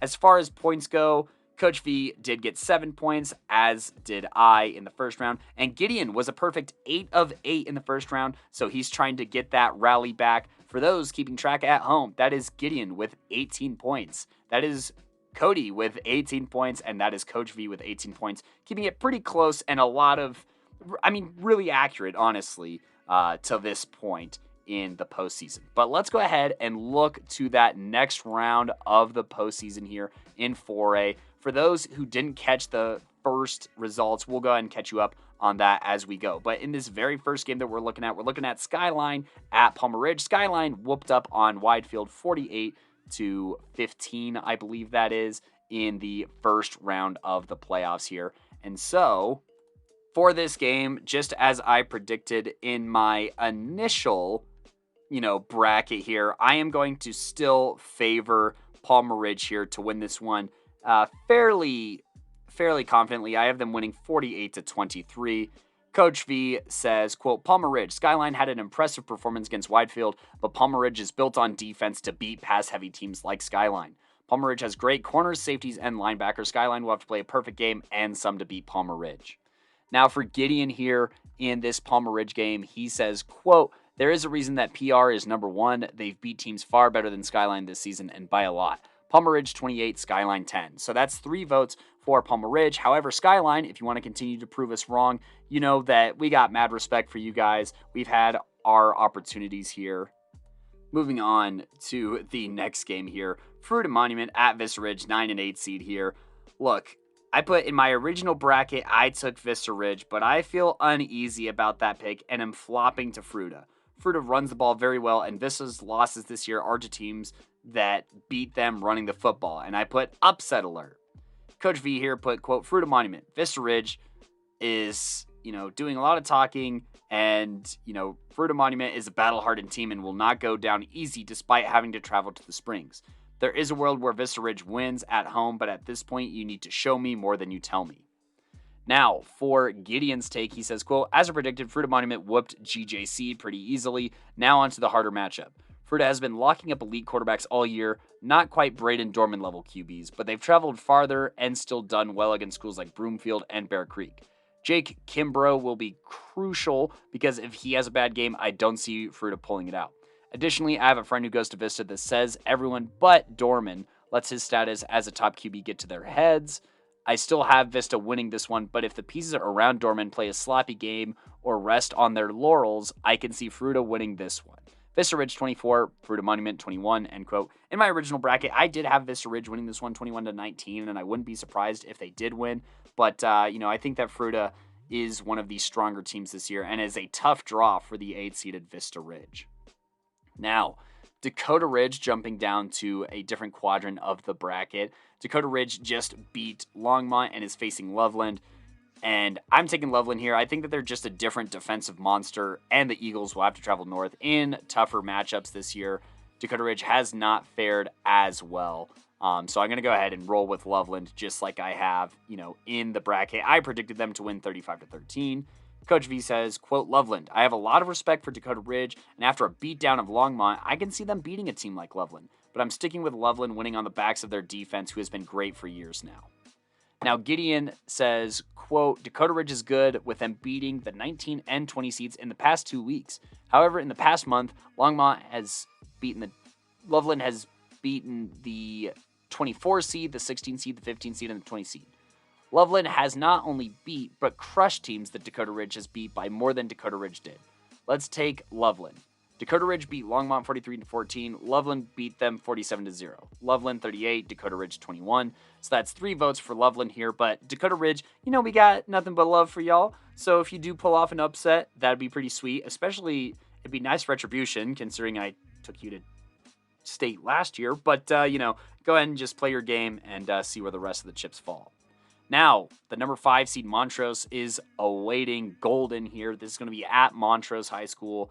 And for me, I'm going to take Montrose. I think they're going to keep the ball out of Giselle Riley's hands. And, at some point in these games, when they start to fall down by a little bit, he starts trying to do too much. And I think that plays right into the Red Hawks play style here. Plus, I really don't think Golden beat Rampart by as much as they should have. And so that shakes my confidence a little bit. Now, Simon says, quote, Montrose plays an unforgiving brand of football, and I just don't see Golden being able to overcome that, end quote. And Gideon, let's hop over here. Gideon puts the only non-playoff teams on Montrose's schedule were Coronado and Falcon, while Golden has had a couple more than that. Both teams are coming into this hot, but I think Golden may get an upset here. Montrose doesn't have any stats uploaded, so I don't know about specific players for them, but I know that Giselle Riley IV has been balling, and that the defensive load is really evenly distributed. I think this one will at the very least, be quite close. And Gideon with the 21-18 upset alert for Golden. That's 2 votes for Montrose and 1 for Golden. Obviously, we wish all the teams the best of luck. In our next matchup, we have Windsor at Broomfield. I'm going to roll with my state champ prediction here, Broomfield Eagles. Also, shout out Cola Crew, who just committed to Wisconsin. Go Badgers, go Cola Crew is my stance for this postseason. Now, Simon says, quote, Broomfield should go in and take care of business. They're going to have to out-hit Windsor, which I believe this team is more than capable of doing, end quote. And Gideon, who did get to witness Windsor in person last week, put, quote, if there's any team on this side of the bracket to beat Broomfield, Windsor is probably it. The Wizards scrimmaged Broomfield before the season and actually kept it fairly close. They did lose the scrimmage, but that was due to turnovers on offense, not to the fault of the defense. When I watched Windsor against Bear Creek, their defense had 5 guys that I could have named defensive playmaker of the game, and with TNT in the backfield, they're in good shape. Additionally, if Matt Zenger keeps completing good passes, Windsor has a chance. Broomfield is Broomfield, though, and they are undefeated for a reason. As I'm writing this, Kohler Crew will announce his commitment to Wisconsin eventually, so they have an elite QB. They played a tough schedule, so we'll see. I see it being 60-40 where Broomfield wins. Regardless, I think it'll be close if Windsor plays like they did against Bear Creek. Broomfield 21, Windsor 14, so that's 3 votes for Broomfield, but Windsor is a pretty tough draw, and definitely the one that matches up better with Broomfield, I think, than Bear Creek would have. Now, in this next one, we have Pueblo West, and actually, no, we have Mesa Ridge and Heritage. And, for me, I'm going to double back on my doubting of Heritage, who I think defensively matches up very well with Mesa Ridge on offense with a young quarterback at the helm. Heritage, I originally projected to win this game 26-13. Mesa Ridge might make it 26-17 or maybe even 26-20, but I still think that the Eagles should win this game, and I will be attending this game. I'm trying to get over my Arapaho bias here, so just cut me a little bit of slack, Heritage community.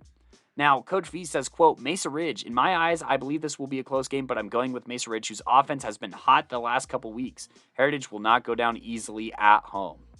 End quote. And then Gideon says, so, I was right about Mesa and Monarch being closer than seed, but still not close. Well, I think this may be the opposite. Mesa did beat Monarch, but they were in a relatively weak league where they lost to Montrose, who is of similar quality to Heritage. Additionally, Heritage closed out the season only losing by 4 to Broomfield, which is an accomplishment. I can see a world where Mesa wins it, but I see more where Heritage does the same. Heritage 35, Mesa Ridge 21. Gideon and I both feeling the Eagles by 2 scores, but Coach V rocking with the Grizz for this one. Best of luck to both teams. Pueblo West at Ponderosa. Now, in my original prediction here, I did take Pueblo West. I think that my bracket's about to get a little messed up. And, following the close game against Stanley Lake, I'm just not as sold on the Cyclones pulling off a big upset. And I bet that the week off might be more helpful to the Mustangs than any team in Colorado. I'm doubling back on my bracket pick, and I'm going with Ponderosa. Coach V here says, quote, I'm sticking with Pondo to win a close one against Pueblo West, who will hopefully throw everything they have at them. I don't doubt the talent of the West players, but I don't see the coaches being able to call an efficient pass game. Ponderosa will gladly take that. That's why I have them winning.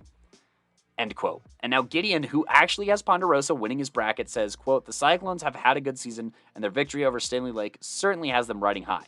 Ponderosa finished their season with a dominant win over Bear Creek, who I know are no pushovers.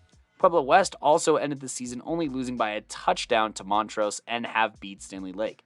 I think that Pueblo West, if they play a perfect game, could get an upset.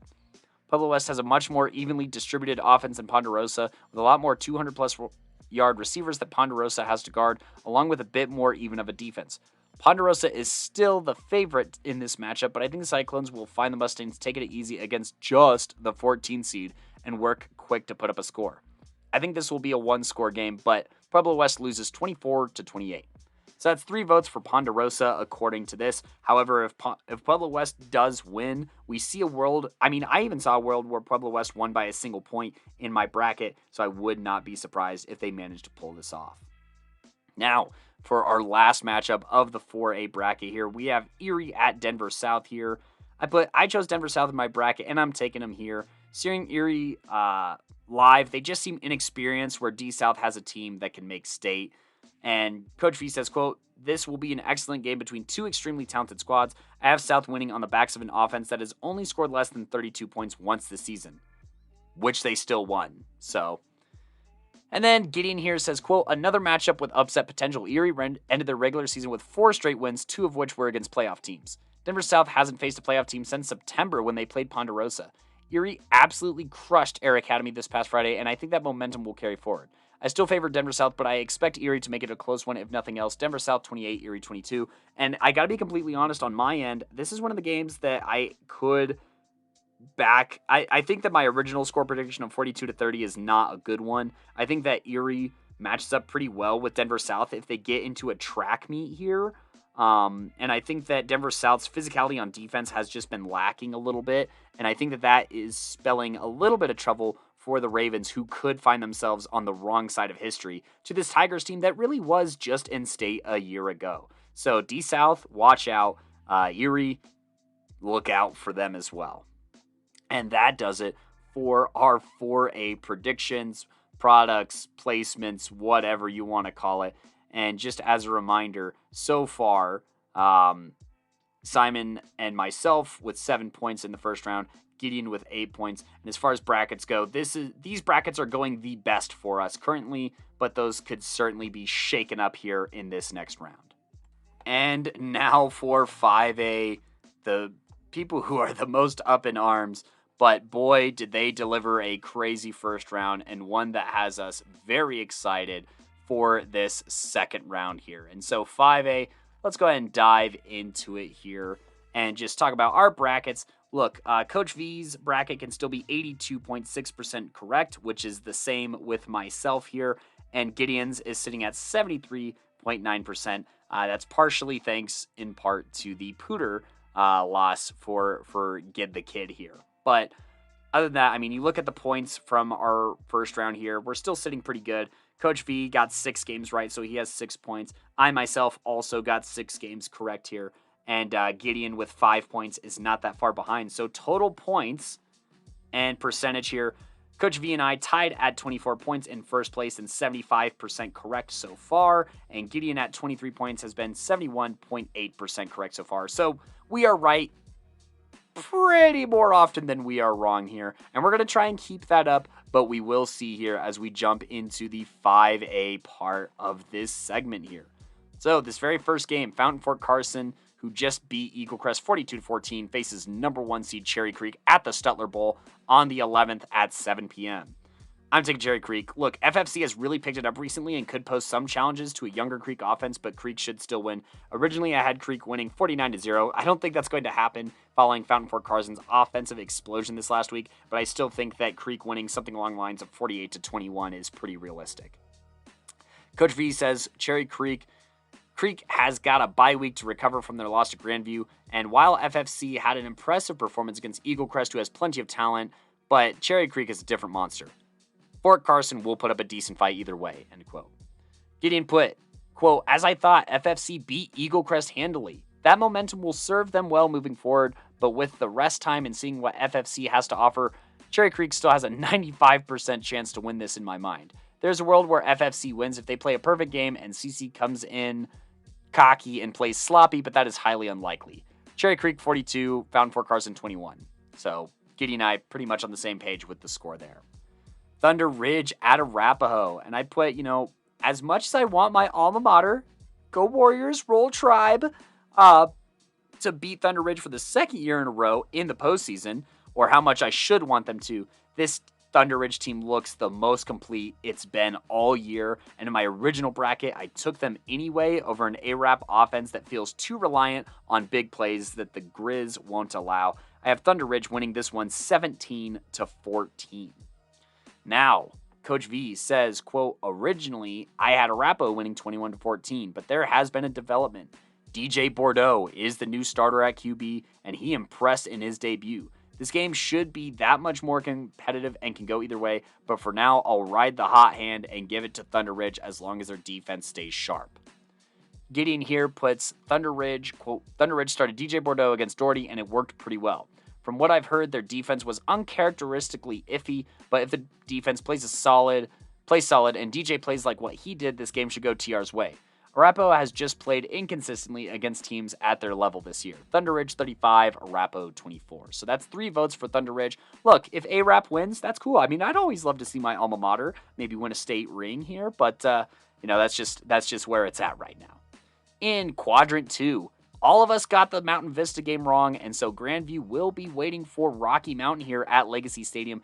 This game is on Friday at 7 p.m. at Legacy Stadium. By the way, the Arapahoe game is at LPS Stadium on Saturday at 5 p.m. I am hopefully going to be making that game.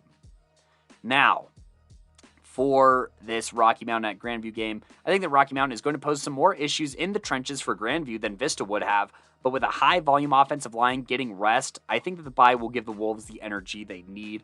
Now, I had Grandview winning this game against Mountain Vista, 28-27. I think that this game will probably be a little bit lower scoring of a game, so maybe Grandview winning something along the lines of like 27-17 or 14, something like that. Simon says, quote, Grandview, props to Rocky Mountain for winning in the snow and getting the upset. Unfortunately, Grandview should take care of business here, end quote. For Gideon, he says, quote, this is not one that I saw coming, but this is a matchup I can appreciate. Grandview has an extremely strong run defense with Emkin and Kibbe both having 100 tackles on the year and Leaf Green only being 12 behind. Grandview only has 4 interceptions as a team this year, which against a Rocky Mountain team is not bad. Chatia and Thomason are the main threats for Rocky, and while Thomason is a D1 talent, there's only so much one man can do blocking. Grandview, 42, Rocky Mountain, 18. So pretty big gap here for Gideon, who has seen Rocky Mountain live, and so I would like to err on the side of Gideon here. That's 3 votes for Grandview, but, Rocky Mountain, they could prove us wrong for the second week in a row, and that'd be pretty neat. I was really high on Rocky Mountain heading into the season, and so maybe they'll just be the team that I thought they should be at the beginning here at the end. Legacy at Pine Creek, as expected, Legacy throttled Arvada West, but I don't think A West is a particularly good program. You know who I think is Pine Creek. This secondary matches up very well with a Legacy squad that has gotten some big plays against undisciplined secondaries, but I think they'll find the Pine Creek defense to be a different monster. In my original bracket, I did have Pine Creek winning this one by a score of... where is this? 21-13.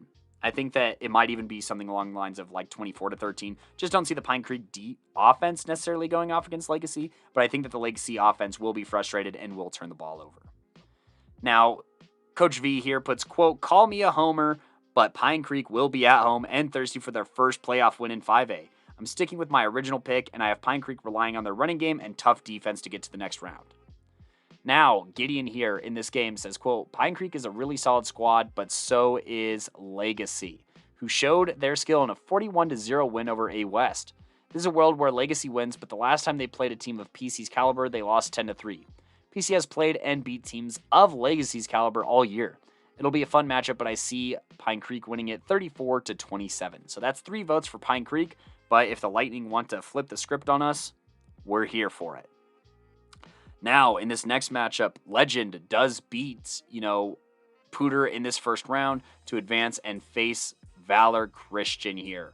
And so, for me, look, I'm going to go with Valor here just as I did in my bracket. Legend did show grit in their playoff dub over Pooter, but I just really think with the way all the weapons and pieces are coming together, Valor will just be a little bit too much here.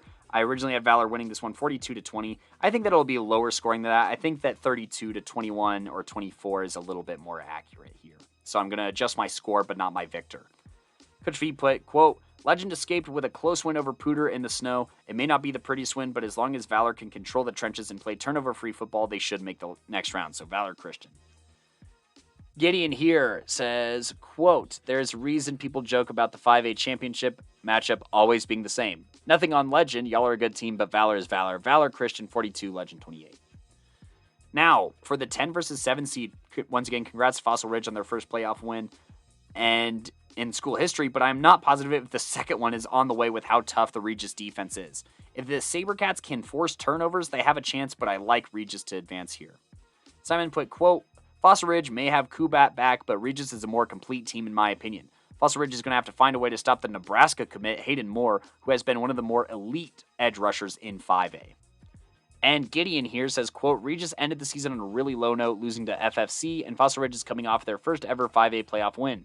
Tyler Kubat is looking amazing, Trek Keyworth is a beast, and Colton Pollock is one of the best pound-for-pound running backs in the state.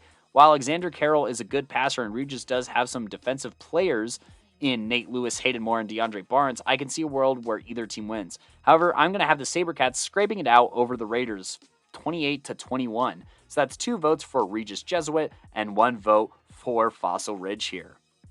Now, Chatfield at Ralston Valley. Chatfield coming off of an upset win over the Fairview Knights, the game that I saw. Go ahead and listen to that recap to hear what happened. And now they face Ralston Valley for the second time. This is at the Northern Area Athletic Complex at 7 p.m. on the 11th.